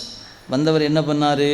சென்றணைந்து மதுரையில் திருந்திய நுதல் சங்கத்துள் அன்றிருந்து தமிழ் ஆராய்ந்து அருளிய அங்கணர் கோயில் முந்தினை வலம் கொண்டு முன் இறஞ்சி உள்புக்கு வந்தனிமால் விடையாரை வணங்கி மகிழ்வுடு திளைத்தார். திருநாவுக்கரசு பெருமான் ஆலவாய்க்கு வந்தார். வரும்போது எங்கே வந்தாராம்? தமிழ் சங்கம் அமைத்து தமிழை ஆய்ந்த தலைவன் இருக்கும் இடம் நோக்கி வந்தார். குறிப்பு பாருங்கள். சென்றணைந்து மதுரையில் திருந்திய நூல் சங்கத்துள், சங்க காலத்தில் அன்று இருந்து தானும் ஒரு புலவனாக இருந்து தமிழ் ஆராய்ந்து, சொக்கநாதர் யார்? தமிழ் ஆய்ந்த ஆய்வுக்குரிய கூட்டத்துக்கு தலைவராக இருந்தார். கடைச்சங்கம்னு சொல்கிறோம் பார்த்தீங்களா? அதில் முதல் சங்கத்தினுடைய புலவர்களில் தலைமை புலவனாக இருந்தவன் சொக்கநாத பெருமான் என்பது தான் அதற்குரிய பெருமை. அவர் என்ன பண்ணார்? புலவர்கள் கொடுக்குற பாட்டெல்லாம் சரியாக இருக்குதான்னு ஆய்ந்து பார்த்து ஒப்புதல் கொடுத்த பெருமான். இப்போ நினச்சி பாருங்க, அவருக்கு தமிழ் தெரியுமா தெரியாதா? ஆனால் அவருக்கு தமிழில் குடமுழுக்கு பண்ணிங்கன்னா போச்சு. என்னையா கொடுமை! சாமிக்கு தமிழ் தெரியுது, உங்களுக்கு என்ன பிரச்சனை? அவர் வாங்கிக்கிறாரு, கொடுக்குறவங்க கொடுக்குறான். வேடிக்கை பார்க்கறவங்க பொறுக்க முடியல. ஏன் தமிழில் எப்படி பண்ணலாம், தமிழில் எப்படி பண்ணலாம்? அட அவனே செந்தமிழ் சொக்கன் ஐயாவன், அப்புறம் அவனுக்கு என்ன பண்ணுறது? சிந்திக்க. நீங்கள் எந்த மொழியினாலும் இறைவனை கும்பிட்டா சரி, அதுதான் பார்க்க. அது இதை வேண்டாம் அது வேண்டாம்ல, இதெல்லாம் ஒரு கட்டத்தில் கடந்து வந்தான். எந்த மொழியாக இருந்தாலும் இறைவனை தொழுதால் வணக்கத்துக்குரியவர்கள் என்ற அறிவு வரணுங்க. பெரும்பாலும் இதில் நின்னா அதில் வரமாட்டேங்குது, அதில் நின்னா இதில் வரமாட்டேங்குது. ஏதோ ஒரு வகையில் வணங்குறமல்ல, அது போதும் என்ற இடத்துக்கு வரணும் நீங்கள். அப்போ தான் சைவம் வளரும்.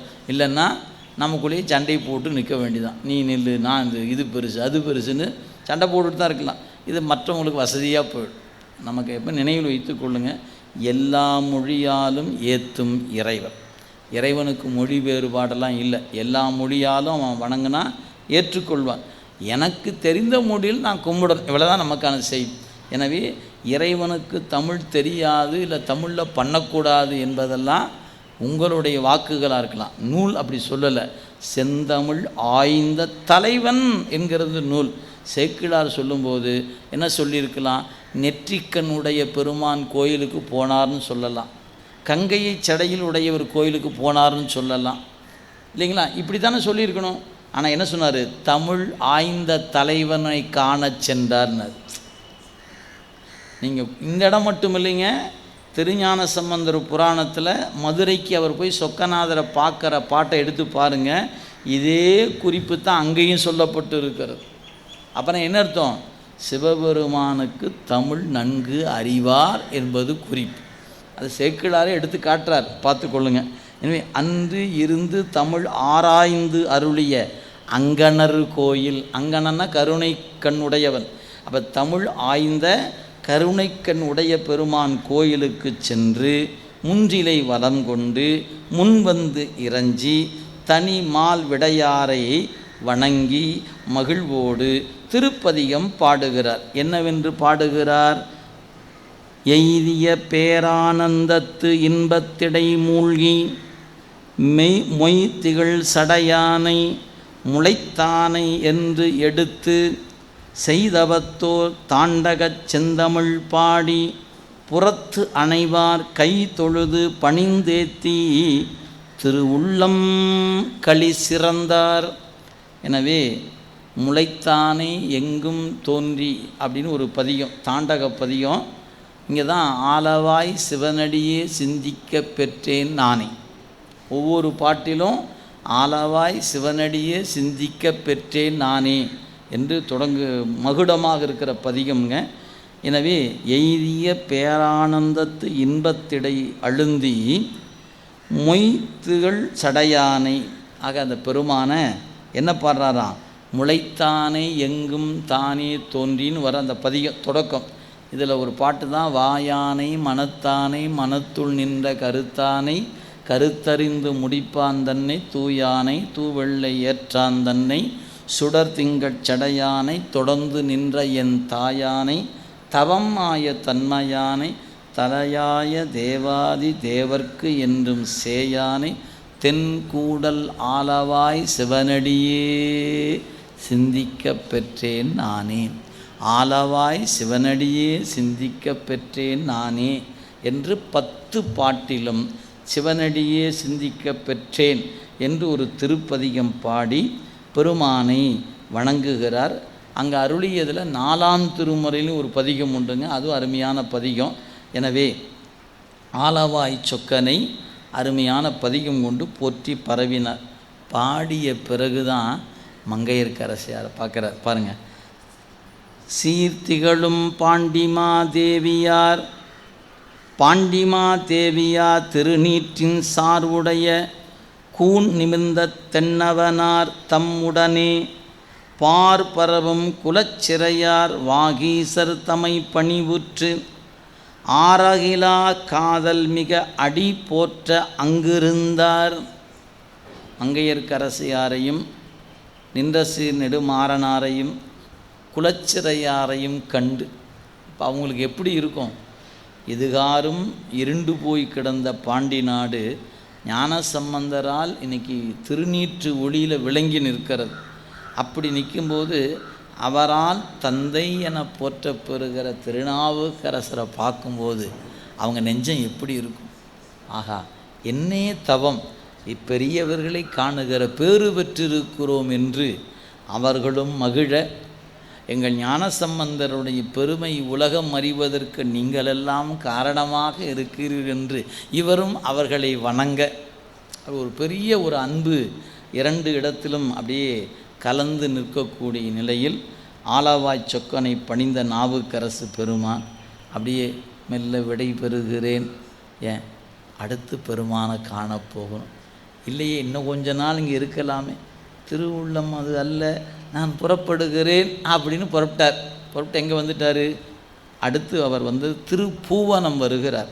சொல்ல பாருங்கள், திரு ஆலவாய் அமர்ந்த செஞ்சுடரை செழும்பொருள் நூல் தருவானை நேரிசையும் தாண்டகமும் முதலான பெருவாய்மை தமிழ் பாடி பேணு திருப்பணி செய்து மறுவா தம் புறமெரித்தார் பூவனத்தை வந்தடைந்தார்.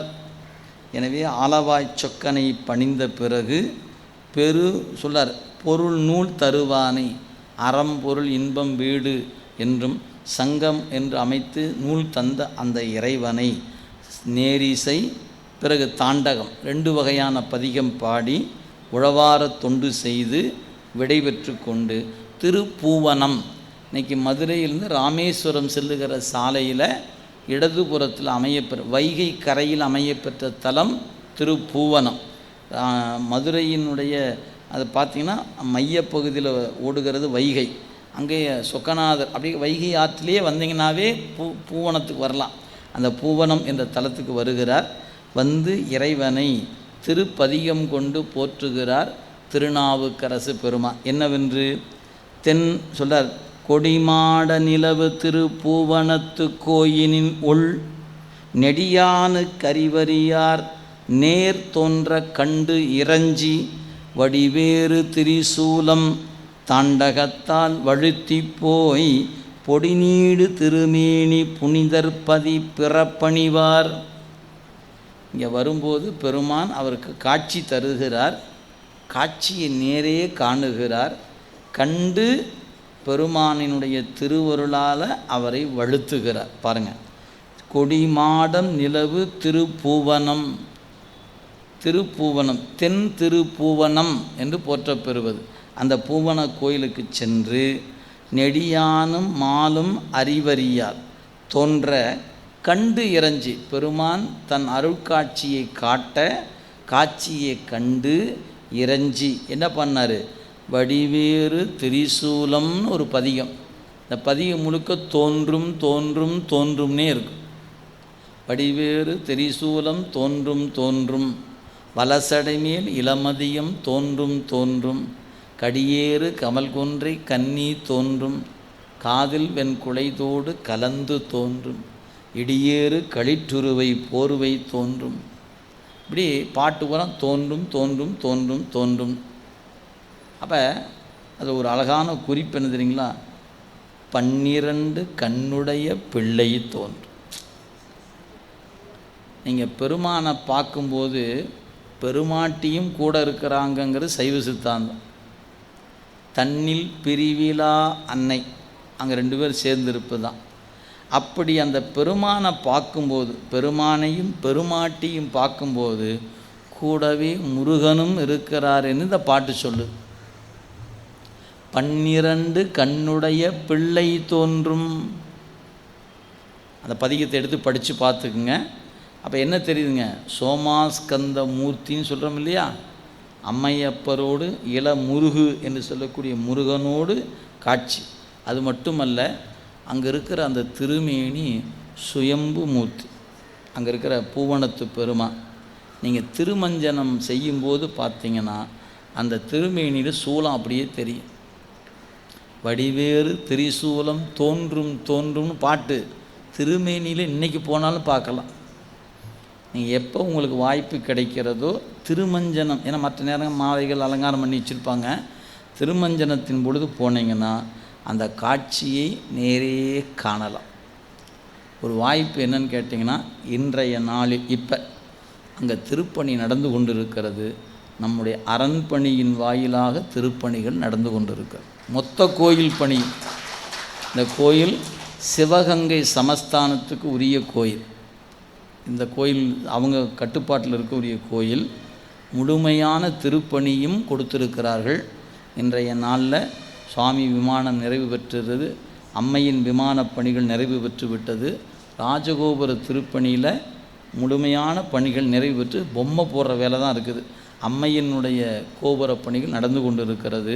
இப்படி அந்த கோயிலை மொத்த பணியும் செய்து கொடுப்பதற்கு திருவருள் நமக்கு ஒரு வாய்ப்பை தந்திருக்கிறது என்பதையும் ஒரு கூடுதலான செய்தி. ஏன்னா பாடல் பெற்ற தலம், 4வராலும் பாடல் பெற்ற தலம்.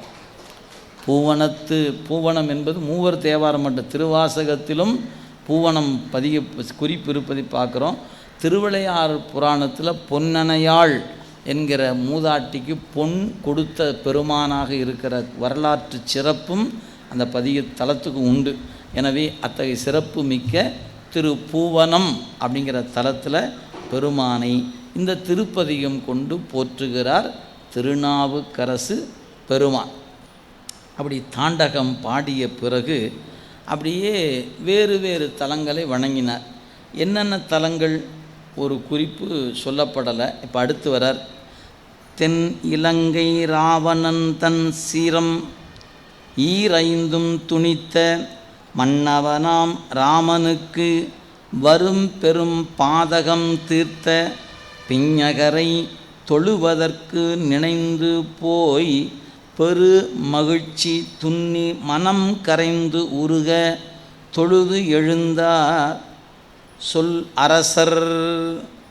இங்கே சொல்றாரு, நம்முடைய நாவுக்கரசு பெருமான் பூவனத்தில் இருக்கும்போது அவருக்கு இறைவன் உணர்த்திய குறிப்பு ராமேச்சரம். இதுவே ஞானசம்பந்தருக்கு அங்கிருந்து அப்படியே கீழே இறங்கினார். திருச்சுழியல் கீழே அப்படியே குற்றாலம், திருநெல்வேலி, அப்புறம் ராமேஸ்வரம் வந்தார் அவர். ஆனால் இவருக்கு குறித்த குறிப்பு அங்கேருந்து ராமேஸ்வரம். இவர் குற்றாலம் போனதாக பெரிய புராண குறிப்பு இல்லை. ஆனால் பாட்டில் பாடுறார், குற்றாலத்துறை கூத்தன் நல்லா நமக்கு உற்றார் யார் உடன்னு பாடுறார். ஒருவேளை சென்றிருக்கலாம், ஆனால் அந்த குறிப்பு திருவருள் நமக்கு அதை தாண்டி வந்துட்டார் அப்படின்னு கருதலாம். சென்ற குறிப்பு சேக்கிழார் வாக்கில் குறிக்கப்பெறலை, பார்த்துக்கொள்ளுங்க. குற்றாலம், திருநெல்வேலி இவையெல்லாம் குறிக்கப்பெறலை, ஆனால் சென்றிருக்கக்கூடும் அப்படின்னு நம்ம கருதி கொள்ளலாம். சரி, எனவே தென் இலங்கை ராவணன் தன் சிரம் ஈரைந்தும் துணித்த 10 தலை உடையவன் அல்லவா, அந்த தலையை துணித்த யார்? மன்னவனாம் ராமன். சொல்ல கவனிக்கணுங்க. ராமன் தெய்வத்தன்மை பெற்றவன் என்று கருதலாமே ஒழிய அவர் முழுமுதற் கடவுள் என்கிற தன்மை உடையவர் அல்ல. இல்லை, நீங்கள் என்ன மன்னவன் சொல்லக்கூடாதில்ல, வேறு பேரில் போட்டிருக்கணும். எனவே குறிப்பு வைத்து கொள்ளுங்க. சிவபெருமான் ஒருவர் தான் பிறவா யாக்கை பெரியோர். மற்ற எல்லா தெய்வங்களும் ஒரு தாயின் கருவுக்கு உட்பட்டு, பிறப்புக்கு உட்பட்டு, இறப்புக்கு உட்படுகிற பொழுது அது முழு முதற் கடவுள் என்கிற தன்மையை பெறாது. கடவுள் தன்மை பெறலாம். நீங்கள் இறைவனை வேண்டி அருள் பெற்று அறிவு தூய்மை பெற்று இறை தன்மை பெறுதல் வேறு, இறையே என்பது வேறு. இறை ஒன்று தான், ஒன்றே குலம், ஒருவனே தேவன், ஒருத்தன்தான் தலைவன். அப்போ இவர் யார்?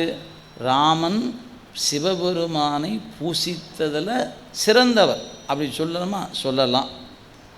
நீங்கள் அவருடைய வரலாறோ அல்லது அவருடைய நூலோ அவரே கடவுள்னு சொல்லலை, ஆனால் அவரை பின்பற்றுகிற அவரே கடவுள்னு ஆக்கிட்டாங்க.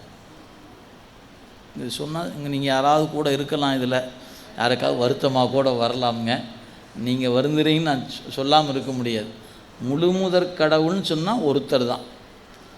இருவினை சேராதவன் இறைவன், இருள் சேராதவன் இறைவன். ராமன் ராவணனை கொன்றதுனால ஒரு பழி வந்தது, அதனால் ஒரு பாவம் வந்தது. பழியும் பாவம் பற்றுகிற ஒருவர் முழுமுதற் கடவுள் ஆக முடியாது. பழியும் பாவம் யாரை பற்றும்? ஒரு உயிர் என்று சொன்னால் அந்த உயிரை பற்றும். பரம்பொருளுக்கு எது பற்றாது? பழியும் பற்றாது, பாவமும் பற்றாது. அப்போ அவர் யார்? பரம்பொருள் அல்ல. இவ்வளோதான். அதுக்கு மேலே நம்ம ஆராய்ச்சி பண்ண வேண்டாம், உங்கூட்டியே விட்டுறோம். பாருங்கள், மன்னவனாம் ராவனுக்கு வரும் பெரும் பாதகம் தீர்த்து. அவருக்கு ஒரு பழி வந்தது, பாவம் வந்தது. அந்த பாதகம் தீர்த்த பிஞகன் தலைக்கோலமுடைய பெருமானை தொழுவதற்கு நினைந்து போய் பெருமகிழ்ச்சியோடு துன்னி மனம் கரைந்துருக தொழுது எழுந்தார் சொல் அரசர்.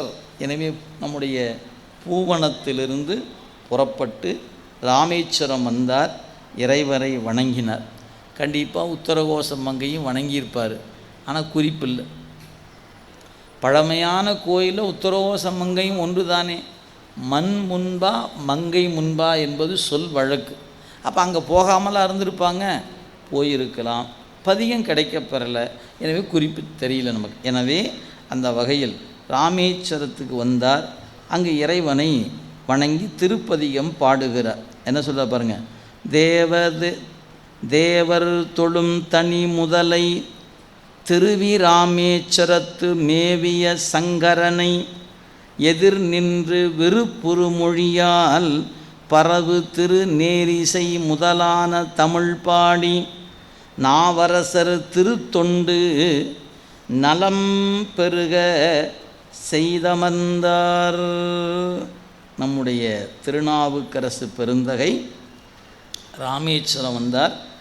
இறைவனை அங்கே திருப்பதிகம் கொண்டு துதிக்கிறார். அப்படி துதிக்கும் பொழுது சொல்கிறாரு, தேவதேவனை தேவர் தொழும் தனி முதலை திருவிராமேச்சரம் என்று சொல்லக்கூடிய அந்த திருத்தலத்தை பொருந்தி அங்கு வெளிப்பட்டிருக்கிற சங்கரனை நின்று விருப்புறு மொழி மாலை விருப்பத்தோடு பதியம் பாடுகிறார். என்ன பதியம்? திருநேரிசை என்கிற 4ஆம் திருமுறை. அது ஒரு பாட்டுங்க. கோடிமா தவங்கள் செய்து குன்றினார் தம்மை வீடவே சக்கரத்தால் வெகுண்டு கொண்டு பின் அன்பு செய்து தேடிமால் செய்த கோயில் திருவிராமேஸ்வரத்தை நாடிவாள் நெஞ்சமே நல்வினை ஆகுமன்று. தேடி மால் செய்த கோயில். அந்த கோயில் எப்படி வந்துச்சு தெரியுமா? ராமன் மணலால் லிங்கம் அமைத்து வழிபாடு செய்து தன் பழியை போக்கி கொண்ட இடம் என்பதனால ராமேஸ்வரம், ராமநாத சுவாமின்னு அவருக்கு பேர். ராமனுக்கு நாதன் ராமநாத சுவாமின்னு சாமிக்கு பேர். அதனால தான் அவருக்கு ராமநாத சுவாமி. அவர் ராமன், ராமநாத சுவாமி. ராமனுக்கு நாதன் என்பதனால பழியை போக்கிய தலம். அதனால் நாமளும் என்ன பண்ணுறோம், முன்னோர்கள் பழி அது இதுன்னு வந்துச்சுன்னா நேராக ராமேஸ்வரத்தை போய் கடல் நீர் ஆடி அங்கே ஒரு ஹோமத்தை பண்ணி ஏதாவது ஒன்று பண்ணி முடித்து பாவத்தை கழிச்சிட்டு வரணும். அங்கே போகிறோமா இல்லையா? இன்றைக்கி வரைக்கும் போயிட்டு தான் இருக்கிறாங்க. எனவே பழி பாவம் தீரணும்னா ஒரே ஒரு வழி, சிவபெருமானை பூசிப்பது தான் பாவம் பழியும் போவதற்கு வழி. யாராக இருந்தாலும் அவங்க தெய்வமாகவே இருந்தாலும் அவங்களுக்கும் பழி வருமானால் அவங்க யாரை போய் வணங்கினா தீரும்? சிவபெருமான தொழுதா தீரும். எனவே நாம் யாரையாவது தொழுது சிரமப்படாமல் நாமளே நேராக தெய்வமெல்லாம் தொழுகிற தெய்வத்தை நாம் நேரடியாக தொழுதுட்டா நமக்கும் பழியும் பாவம் காணாமல் போகும் என்பதை நினைவில் வைத்து கொள்ள வேண்டுமாய் அன்போடு வேண்டி நாவுக்கரசு பெருமான் ராமேஸ்வரத்தில் தங்கி பணி செய்து கொண்டிருக்கின்றார் என்ற சிந்தனையோடு இன்றைய சிந்தனை இருக்கையா? சரி சரி, இன்னும் கொஞ்சம் நேரம் செல்லலாம் அப்படின்ட்டாங்க. பயணம் தொடர்கிறது. சரி, அங்கு உறைந்து கண்ணுதலார் அடிசூடி அகன்று போய் பொங்கு தமிழ் திருநாட்டு புறம்பனை சூழ் நெல்வேலி செங்கன் விடையார் மன்னும் திரு காணப்பேர் முதலா எங்கு நிகழ் தானங்கள் எல்லாம் புக்கு இறைஞ்சுவார். நம்முடைய திருநாவுக்கரசு பெருமான் ராமேஸ்வரத்திலிருந்து தொண்டு செய்து கொண்டிருந்தவர். அங்கிருந்து புறப்பட்டு என்ன செய்தாராம்? அங்கு உறைந்து கண்ணுதலார் அடிசூடி பெருமானுடைய திருவடியை தலைமையில வைத்து கொண்டு அகன்று போய் அங்கிருந்து விடைபெற்று பொங்கு தமிழ் திருநாட்டு புறம்பனை சூழ். ஆக தமிழ்நாடு என்றாலே பாண்டி நாட்டைத்தான் குறிக்கும். எனவே பொங்கு தமிழ் திருநாட்டு புறம்பனை சூழ் நெல்வேலி, திருநெல்வேலி. நெல்வேலிக்கு வந்தார், பதிகம் கிடைக்கப்பெறல. நெல்வேலி செங்கன் விடையார் மன்னும் திரு காணப்பேர், காளையார் கோயில். காணப்பேர் என்பது காளையார் கோயில், அங்கேயும் வரார். நெல்வேலி என்கிற திருநெல்வேலியை தொழுது திரு காணப்பேர் எங்கும் நிகழ் தானங்கள் எல்லாம் புக்கு இறைஞ்சுவார். நம்முடைய திருநாவுக்கரசு பெருந்தகை இவ்வாறு தலங்களை பணிந்த நிலையில் நம்முடைய நாவுக்கரசு பெருந்தகை காணப்பேர் என்று சொல்லக்கூடிய திருத்தலத்திலும் திருப்பதிகம் பாடுகிறார். ஆனால் நமக்கு கிடைத்த வகையில் காணும் பொழுது நமக்கு ஞானசம்பந்தர் பதிகம்தான் கிடைக்க பெற்றிருக்கிறது காணப்பேரில். சுந்தரர் தேவாரம் கிடைச்சிருக்குது. அப்பருடைய தேவாரம் திரு காணப்பேரில் நமக்கு கிடைக்கப்பெறவில்லை என்பதை காணுகிறோம். திருநெல்வேலியிலுமே ஞானசம்பந்தர் பதிகம் கிடைக்கப்பெற்றிருக்கிறது, அப்பர் பதிகம் கிடைக்கப்பெறவில்லை. எனவே நெல்வேலி பணிந்து பதிகம் பாடி திரு காணப்பேர் பதிகம் பாடினார். 2 தலத்திலும் பதிகம் கிடைக்கப்பெறலை. சரி, அங்கிருந்து புறப்பட்டு எங்கே வர்றாராம்? எங்கு நிகழ் தானங்கள் எல்லாம் புக்கு இறைஞ்சுவார். ஒவ்வொரு தலங்களாக திருவருள் உணர்த்திய வகையில் வணங்கி கொண்டே வரார். தொழுது பல வகையாலும் சொல் தொடை வண்டமிழ் பாடி வலுவில் திருப்பணி செய்து மனம் கசிவுற்று எப்பொழுதும் ஒழுகிய கண்பொழி புனலும் ஓவாது சிவந்தாள்கள் தழுவிய சிந்தையில் உணர்வும் தங்கிய நீர்மையில் சரித்தார். நம்முடைய நாவுக்கரசு பெருமான் திருவருள் சிந்தனையிலேயே கிடக்கிறாருன்னு சொல்கிறாருங்க. என்ன சொல்கிறாரு?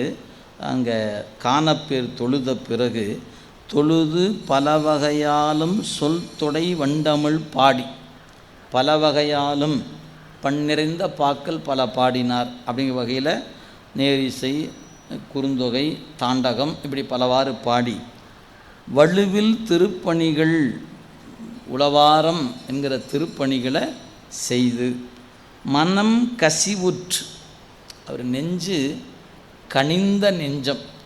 கனிந்த நெஞ்சு என்பதனால கசிந்துக்கிட்டே இருக்குது. நம்ம நெஞ்செல்லாம் கல் நெஞ்சாக இருப்பதனால கசியவே மாட்டேங்க, இல்லைங்களா?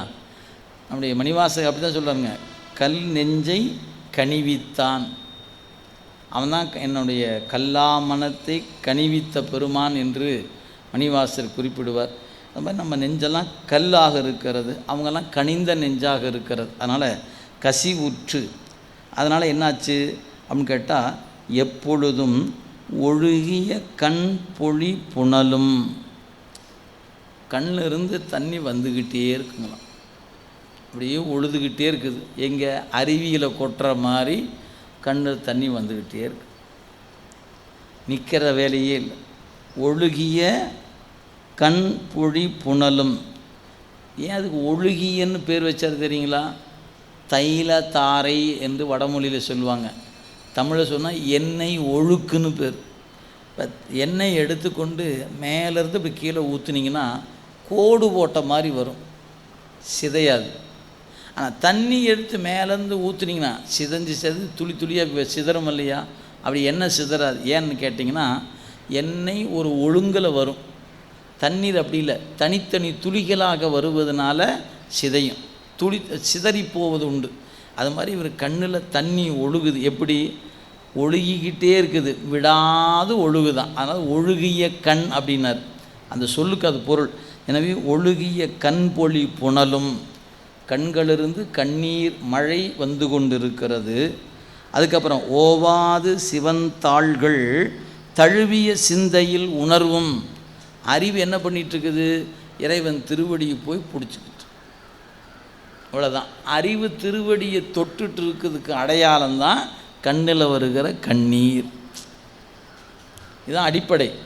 எப்போ நம் அறிவு இறைவன் திருவடியை தொடுதோ அதுக்கு சிம்டம்ஸ் என்னன்னு கேட்டால், கண்ணில் தண்ணீர் வந்து விடும் என்பது தான் சிம்டம்ஸ். எப்பெல்லாம் உங்கள் நெஞ்சு உங்களை அறியாமல் இறைவனுடைய திருவடியை தொடுகுதோ அப்போது உங்களை அறியாமல் கண்களிலிருந்து கண்ணீர் வரும். நீங்கள் தடுக்கவே முடியாது. நீங்கள் நினைஞ்சு உட்காந்து இப்போ அழலாம் நினச்சிங்கன்னா அழுகியே வராது. ஆனால் அறிவு லேசாக அவனை போய் தொட்டுருச்சுன்னா எங்கேருந்து வருதுன்னே தெரியாதுங்க, அது பாட்டுக்கு கொட்டும். இது அருள் வயப்பட்ட உணர்வு. எப்போ அருள் வயப்படுகிறோமோ அப்போ தான் புரிபடும், பார்த்துக்கொள்ளுங்க. அதனால் சிந்தை எப்படி இருக்குதுனார்? சிவந்தாள்கள் தழுவிய சிந்தையின் உணர்வும் தங்கிய நீர்மையில் சரித்தார். எப்போதும் அந்த உணர்விலேயே திளைத்து நிற்கிறார் திருநாவுக்கரசு பெருமான்.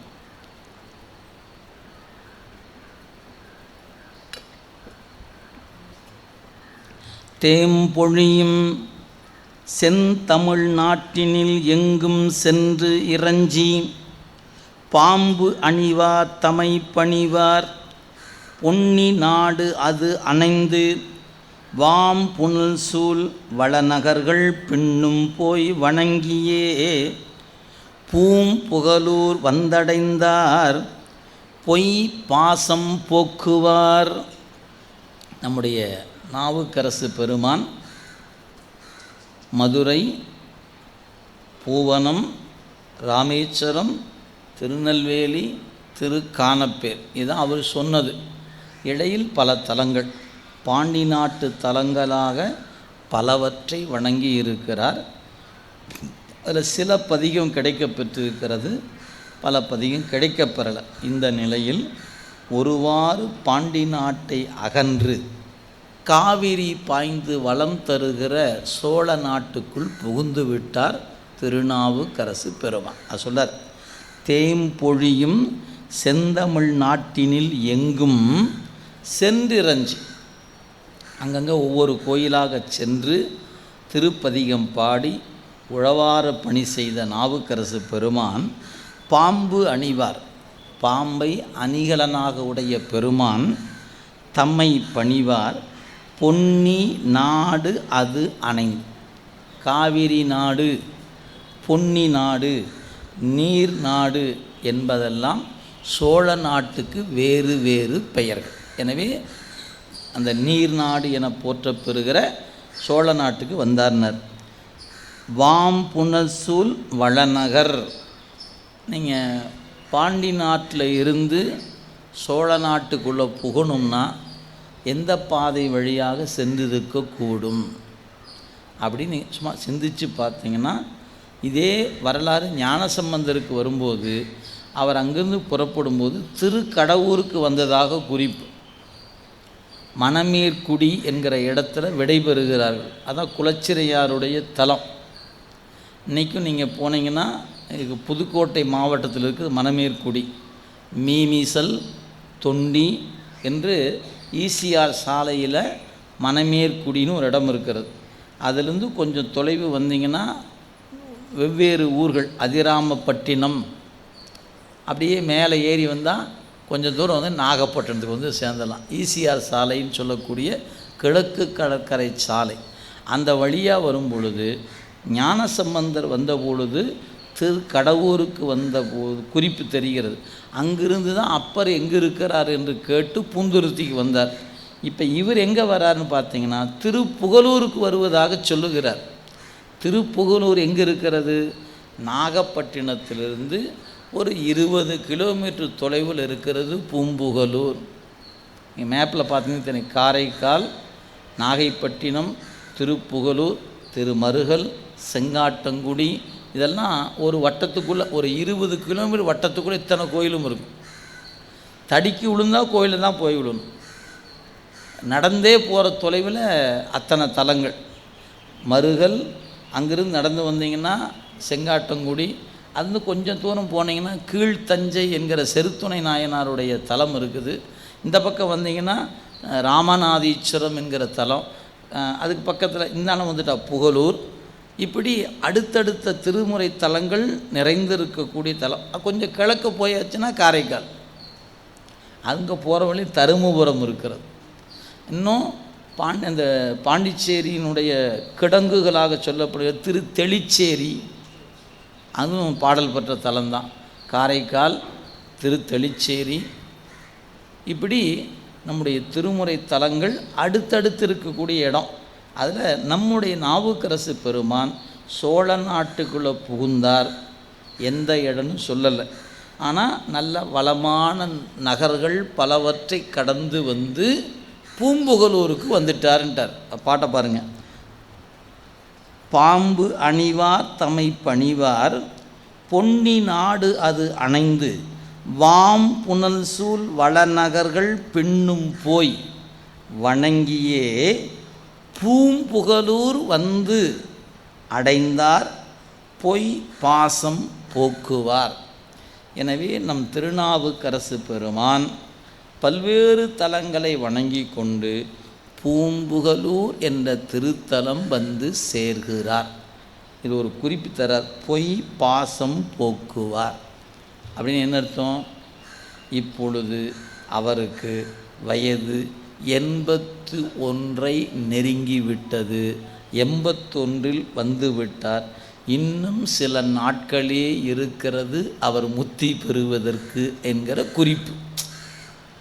உடம்பு பொய், இந்த உடம்பை கட்டி இருக்கிற பாசம் வினை. அதனால் அந்த பொய் பாசம் போக்குவார். உடம்பை விடக்கூடிய திருநாவுக்கரசு பெருமான் பூம்புகலூருக்கு வந்து சேர்ந்தார் என்பது உட்குறிப்பு. பொய்ப்பாசம் போக்குவார் அப்படின்னு குறிப்பு தரார். சரி, பொய்கை சூழ் பூம்புகலூர் புனிதர் மலர்த்தாள் வணங்கி நையும் மனப்பறிவினோடு நாடோறும் திருமுன்றில் கை கலந்த திருத்தொண்டு செய்து பெரும் காதலுடன் வைகும் நாள் எண்ணிறந்த வண்டமிழ் மாலைகள் மொழிவார். திருப்புகலூரில் இருந்த காலத்தில் உழவார தொண்டு செய்து கொண்டு திருப்பதிகங்கள் பல பாடியிருக்கிறார். நீங்கள் திருநாவுக்கரசர் தேவாரம் எடுத்திங்கன்னா வீரட்டானத்துக்கு அதிக பாடல் உண்டு, திருவாரூருக்கு அதிக பாடல் உண்டு, பூந்துருத்தியில் நிறைய பாட்டு, அது மாதிரி புகலூர்லேயும் நிறைய பாட்டு, வீழிமலையில் நிறைய பாட்டு பாடியிருக்கிறார், தில்லையில் ஏறத்தால் நிறைய பாட்டு பாடியிருக்கிறார். மீதியெல்லாம் தலத்துக்கு ஒரு பாட்டு ஒரு பாட்டு ஒரு பாட்டு போய்கொண்டே இருக்கும். அப்படி பூம்புகலூரில் இருந்த காலத்தில் நிரம்ப பதிகங்கள் பாடியிருக்கிறார். நீங்கள் வரலாற்று நோக்கில் படித்தீங்கன்னா தான் எத்தனை பதிகம் தெரியும். தலைமுறையில் படித்தீங்கன்னா பொது பதிகத்தில் கொண்டு போட்டிருப்பாங்க, உங்களுக்கு புலப்படுவது கடினம். நீங்கள் வரலாற்று முறை புத்தகத்தை வாங்கி படித்தீங்கன்னா நிறைவு காலத்தில் அவர் அருளிய பதிகங்கள் ஏராளமான பதிகம். ஒன்று சொல்லுங்க, அந்த அப்படி அந்த உடலை விட்டு திருவருளை சேருகிற தருணத்தில் அருளிய பதிகம்னா எப்படி இருக்குன்னு நினச்சி பார்த்துக்கொள்ளுங்க. அப்படி ஒரு நெஞ்சை உருக்கக்கூடிய குறிப்புகள் அந்த பதிகங்களில் நிரம்ப இருக்கிறது. அவருடைய தேவாரத்தில் காண்க. நின்றதிரு தாண்டகமும் நீடு தனி தாண்டகமும் மன்று உறைவார் வாழ்பதிகள் வழுத்து திரு தாண்டகமும் கொன்றை மலர்ச்சடையார்பால் குறைந்த திருநேரிசையும் துன்று தனி நேரிசையும் முதலான தொடுத்தமைத்தார். பாடிய பதிகம் பல, சும்மா சொல்லிட்டு போகக்கூடாதே, ஒன்று ரெண்டையாவது சொல்கிறேன்னு சொல்லிட்டார். எது? நின்ற திருத்தாண்டகம். எல்லாருக்கும் தெரியும், இறைவன் எல்லா பொருளிலும் கலந்து நிற்கின்ற தன்மையை சொல்லுகிற பதிகத்துக்குத்தான் நின்ற திருத்தாண்டகம் என்று பெயர். இந்த பதிகத்துக்கு ஒரு சிறப்பு என்னென்னா, ஸ்ரீருத்ரம் அப்படின்னு ஒரு மந்திரம் இருக்கிறது. அந்த மந்திரத்தின் கருப்பொருள் என்ன அப்படின்னு யாராவது ஒரு உத்தரம் படித்தவங்களை நீங்கள் கேளுங்க. அந்த மந்திரம் என்னையா சொல்லுது அப்படின்னு கேட்டால், இறைவன் எல்லாமாய் இருக்கிறான் என்று சொல்லுகிறது. அதுதான் பதிக குறிப்பு. அந்த ருத்ர மந்திரத்தின் குறிப்பு அதுதான். இந்த பதிகம் இறைவன் எல்லாமாய் நிற்பதை சொல்லுகிறது. அதில் முதல் பாட்டில் அட்டமூர்த்தியாக இருக்கிறான்னு சொல்கிறார். இருநிலனாய் தீயாகி நீருமாகி இயமானனாய் எரியும் காற்றுமாகி அருநிலைய திங்களாய் ஞாயிறாகி ஆகாசமாய் அட்டமூர்த்தியாகி பெருநலமும் குற்றமும் பெண்ணும் ஆணும் பிறருருவும் தம்முருவும் தாமேயாகி நெருநலையாய் இன்றாகி நாளையாகி நிமிர் புன் சடை அடிகள் நின்றவாறே. எப்படி நிற்கிறாரு? அந்தந்த பொருளில் கலந்து அதுவே ஆக நிற்கிறான் நிற்கிறான் நிற்கிறான். நின்றவாறே நின்றவாறே நின்றவாறேன்னு சொன்னதுனால இந்த பதிகத்துக்கு என்ன பேர்? நின்ற திருத்தாண்டகம். நின்றல் நிற்றல் என்பதுக்கு என்ன பொருள்? கலந்து நிற்றல். நிற்றல் நிற்றல்னா நீங்கள் ஏதோ நிற்கிறேன், கலந்து நிற்கிறான் கலந்து நிற்கிறான் கலந்து நிற்கிறான். எனவே 10 பாட்டிலும் அந்த கலப்பை சொல்வதனால இந்த பதிகம் இறைவன் தடத்த இலக்கணத்தை சொல்லுகிறது. அப்படி ஒரு பதிகம். அதுக்கப்புறம் நீடு தனித்தாண்டகம். முன்னொரு தனித்தாண்டகம் பார்த்தோம், இது ஒரு தனித்தாண்டகம். அப்புறம் மன்று உறைவார் வாழ்பதி வழுத்து திருத்தாண்டகம். தாண்டகத்தின் வேறு வகை வழுத்து திருத்தாண்டகம். கொன்றை மலைச்சடையார்பால் குறைந்த திரு நேரிசை. நேரிசை 4ஆம் திருமுறை, குறைந்த திரு நேரிசை என்று அதற்கு பெயர். அப்படி ஒரு திருப்பதிகமும் துன்று தனி நேரிசையும், குறைந்த நேரிசை தனி நேரிசை என்று ஒரு திருப்பதிகம் தொடுத்து அமைகிறார் திருநாவுக்கரசு பெருமான். அது மட்டுமல்ல, இன்னும் பல பதிகம். என்ன? ஆறுயிரின் திருவிருத்தம் தசபுராணத்து அடைவு பார்பரவும் பாவநாசப் பதிகம் பன்முறையும் நேர்பட நின்று கூவும் திருப்பதிகம் நேர்பட நின்று அறை கூவும் திருப்பதிகம் முதற்பிறவும் பேர் அருளின் கடல் அளிக்கும் பெருமானை பாடினார். அவர் இருந்த பொழுது அங்கே அருளிய பதிகங்கள் பலவற்றில் எனது ஆருயிர் திருவிருத்தம், இந்த பதிகத்துக்கு ஆருயிர் திருவிருத்தம் என்று பெயர். இன்னொரு பதிகம் தசபுராண திருப்பதிகம், 10 புராணத்தை உள்ளடக்கி 10 பாட்டு, ஆனால் தசபுராணத்து அடைவுன்னு பேர். பாவநாச திருப்பதிகம், இந்த பார்புலவும் பாவநாச திருப்பதிகம் என்று பேர். இந்த பதிகத்தை பாடினா பாவம் நாசமாகும். யாருக்கெல்லாம் பாவ நாசமாகும்னு நினைக்கிறீங்களோ அவங்கெல்லாம் பாடலாம். திருநாவுக்கரசு தேவாரத்தில் 4ஆம் திருமுறையில் இடம்பெற்ற பதிகம் பாவநாச திருப்பதிகம் என்று சொல்லக்கூடிய திருப்பதிகம், பார்த்து கொள்ளுங்கள். அதனால் பதிகம் பாடி பேரருள் கடல் போல் இருக்கிற அந்த இறைவனை திருப்பதிகம் கொண்டு பாடுகிறார் நாவுக்கரசு பெருமான். அந்நிலைமையினில் ஆண்ட அரசு பணி செய்ய அவர் தன்னிலைமை காட்டுவார். நம்பர் திருமுன்றில் தன்னில் வரும் உழவாரம் நுழைந்த இடம் தான் எங்கும் பொன்னினோடு நவமணிகள் பொலிந்து இலங்க அருள் செய்தார். திருநாவுக்கரசருடைய உள்ளம் திருநின்ற செம்மையே செம்மையாக கொண்ட உள்ளம் அல்லவா, அதை இப்போ தான் காட்டுறார். அவர் நெஞ்சம் எப்படிப்பட்ட நெஞ்சம்னா, உலகப் பொருள் மீது சிறிதும் பற்றில்லாதவர். உலகத்தில் இருக்கிற எந்த பொருள் மீதும் அவருக்கு மயக்கம் இல்லை. அதை எப்படி காட்டணும், நமக்கு காட்டுறதுக்காக, அவர் காட்டுவார் நினச்சிக்காதீங்க, நமக்கு காட்டுவதற்காக என்ன செய்தாராம் பெருமான். அவர் போய் அந்த கோயில் முன்பு போய் உழவாரம் செய்துட்டுருக்கிறார். அந்த உழவார படைக்கருவி போய் எங்கே புல் பூடு இருக்குதோ அங்கே போய் அதை அப்படி தீண்டி அதை வேரோடு எடுக்கணும். அப்படி கொத்தி அப்படி எடுக்கும்போது பொன்னும் மணியுமா வந்துச்சான். இந்த உழவார படைக்கருவி போய் தொட்ட இடமெல்லாம் தங்கம், வெள்ளி, முத்து, வைரம், மாணிக்கம் அப்படின்னு வந்துச்சுன்னா எப்படி இருக்கும்? கடவுளே, இத்தனை வருஷமாக உழவாரம் பண்ணையா, இப்போதாயா உனக்கு கண்ணு தெரிஞ்சிருக்குது, சிவசிவா சிவசிவா சிவசிவா அப்படின்னு அல்லு அல்லு அல்லு அப்படின்னு நாமளாக இருந்தால் அள்ளி அள்ளி வச்சுருப்போமா இல்லையா? அவர் ஒன்றுத்தையும் நினைக்கலைங்க. பக்கத்தில் கல் கடந்தது, பக்கத்தில் புல் கடந்துச்சு. இந்த கல்லும் புல்லோடு சேர்த்து இந்த மணி முத்தெல்லாம் தூக்கி குப்பையை தூக்கி எறிஞ்சாராம். ஏன்? ஓடும் செம்பொன்னும் ஒக்கவே நோக்குவார்.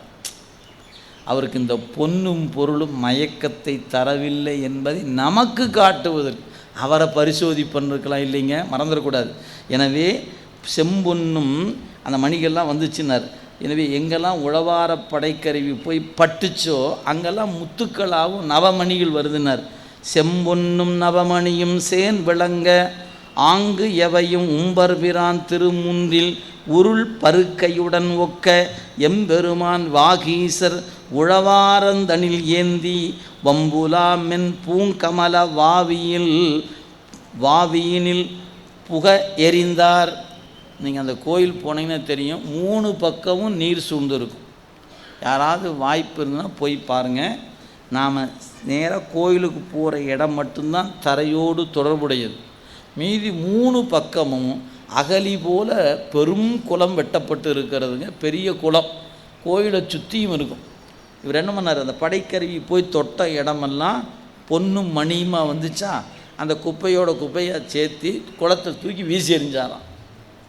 இதாங்க சொன்னார். இவையெல்லாம் தூக்கி எறிந்த நிலையில் அவருடைய நெஞ்சம் திருநின்ற செம்மை என்பதை உணர்த்தியது. சரி, சுவாமி பார்த்தார். பார்த்தியா நம்மால் எப்படின்னு சொன்னார். யாராவது ஒருத்தங்க நினச்சிருப்பாங்க, இந்த பொண்ணும் மணியும் தானே, நான் கூட தான் தூக்கி போட்டுருவேன். அப்படி நம்மளை போல் படிக்கிற ஆள் நினைப்போமா இல்லையா? சரி, பார்த்தார். ஓ, இவன் வேறு இப்படி நினைக்கிறானே, என்ன பண்ணலாம்? அடுத்து என்ன பண்ணார் அப்படின்னாரு. மேலே இந்த இந்திரலோகத்தில் ஊர்வசி, மேனகை அப்படின்லாம் இப்போ இந்த ஆடல் மகளில் இருப்பாங்களாம் அப்படின்னு கண்ணை காட்டினார். அவங்களாம் கீழே இறங்கி வந்துட்டாங்க. வந்து திருநாவுக்கரசர் பக்கத்தில் வந்து நின்று ஆடினார்கள், பாடினார்கள். மெல்ல அவர் பக்கத்தில் வந்து அவரை தழுவது போல் அப்படி நின்று அப்படி போனாங்களாம். இவர் என்ன பண்ணார், ஒன்றுத்துக்கும் பயப்படல. பார்த்தாரு. நான் யாருன்னு தெரியுமா உங்களுக்கெல்லாம்? அவங்க அப்படி பார்த்தாங்க. திருவாரூர் பெருமானின் அடிமை நான், உங்கள் வேலையெல்லாம் எங்கிட்ட காட்டக்கூடாது, போயிட்டே அப்படின்னார். அவருடைய நெஞ்சம் எப்படி இருக்குது? பொன்னும் மணிக்கும் இடம் கொடுக்கல. அதுபோல் ஆடல் மகளிர் வந்து அருகு அணைந்து ஆடை நெகிழ மெல்ல நெருங்கும்போது கூட சற்று மனம் கலங்காது நின்ற செம்மை அவருடைய நெஞ்சம். இதை அப்படியே நமக்கு காட்டினார். பார்த்தேயாயா என்னுடைய அன்பனை. முனிவர்கள் கூட கலங்கி போயிடுறாங்க, தடுமாறி போயிடுறாங்க. ஆனால் இவர் கலங்கவில்லை என்பதை நமக்கு உணர்த்துவதற்காக அப்படி ஒரு செயலை பெருமான் செய்தார். அடுத்த பாட்டு பாருங்க.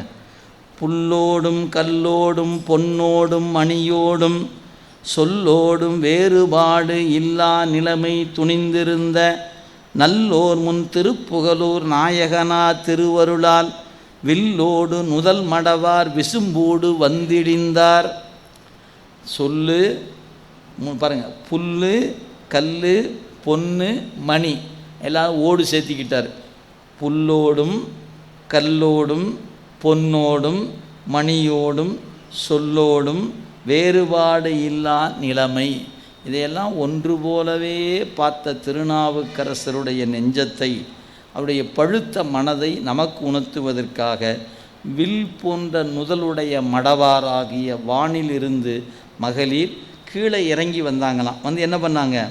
வானகமின் நுண் கொடிகள் வந்து இழிந்தால் என வந்து தான நிறை சுருதிகளில் தரும் அலங்காரத்தன்மை காண அமுதம் பார்க்கும் கனிவாயில் ஒளிபரப்ப பானல் நெடும் கண்கள் வெளி பரப்பி இசை பாடுவார்.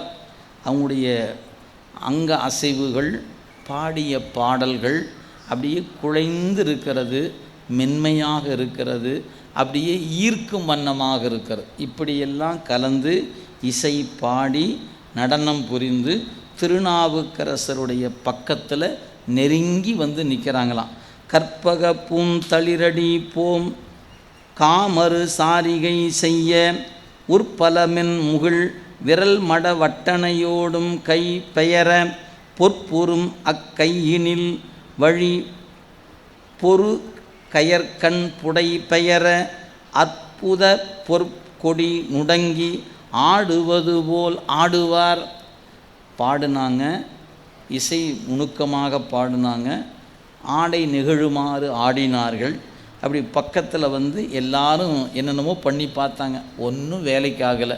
அது சொன்னார், ஆடுவார் பாடுவார் அலர் மாறி மேற்பொழிவார் கூடுவார் போன்று அணைவார் குழல் அவில இடை நுடங்க ஓடுவார் மாறவேல் உடன் மீழ்வார் ஒளி பெருக நீடுவார் துகில் அசைய நிற்பாரும் ஆயினார்.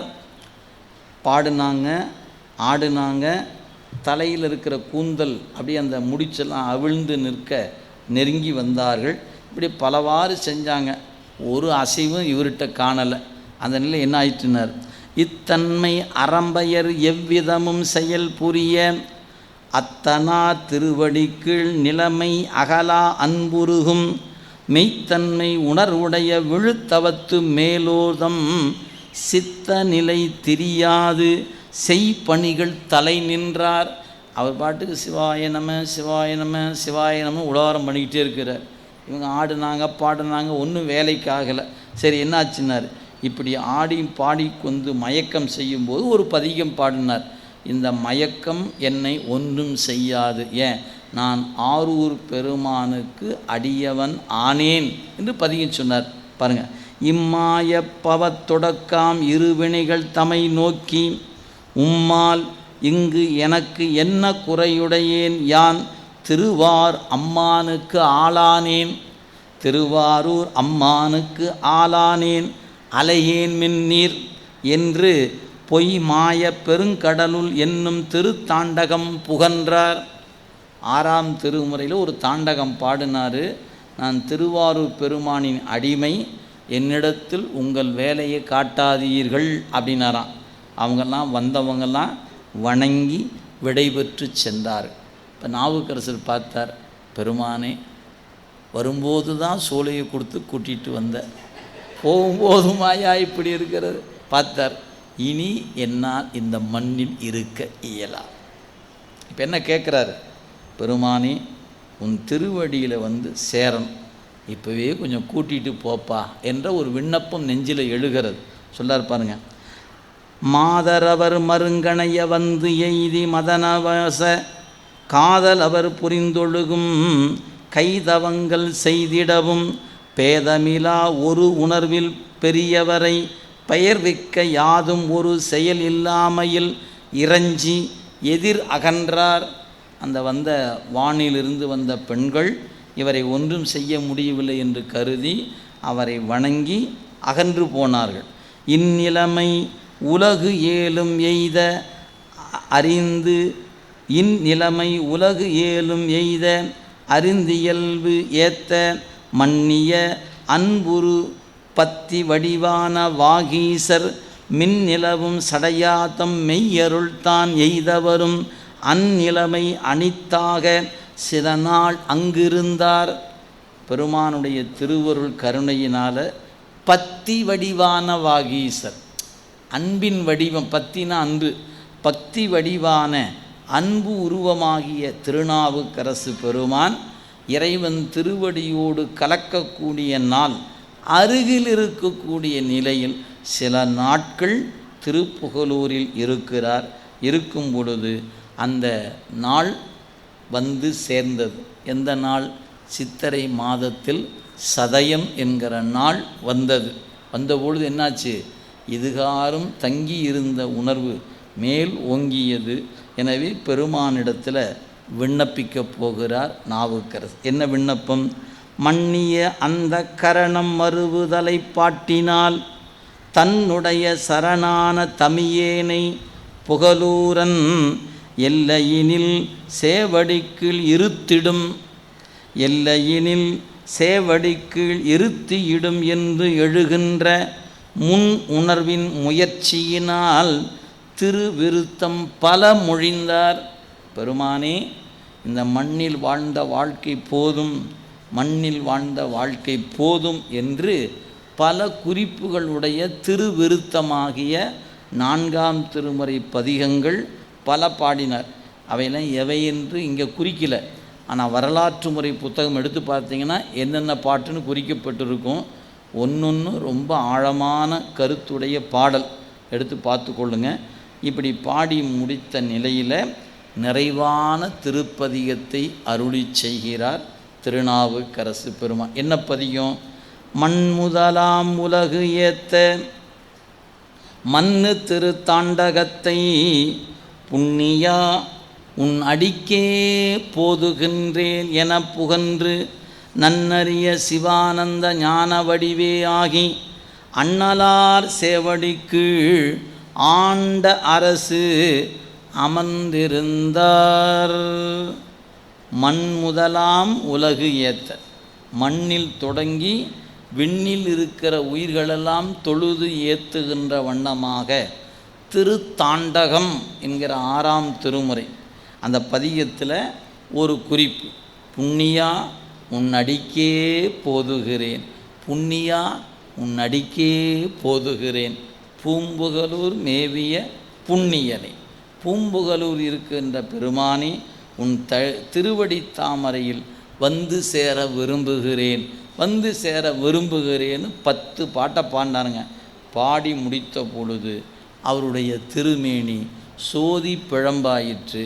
அப்படியே சோதியாக சென்று புகழூரில் இருக்கக்கூடிய சிவலிங்க திருமேனியில் போய் 2 கலந்தார் திருநாவுக்கரசு பெருமான். அதான் சொல்றார், நன்னறிய சிவானந்த ஞான வடிவே ஆகி.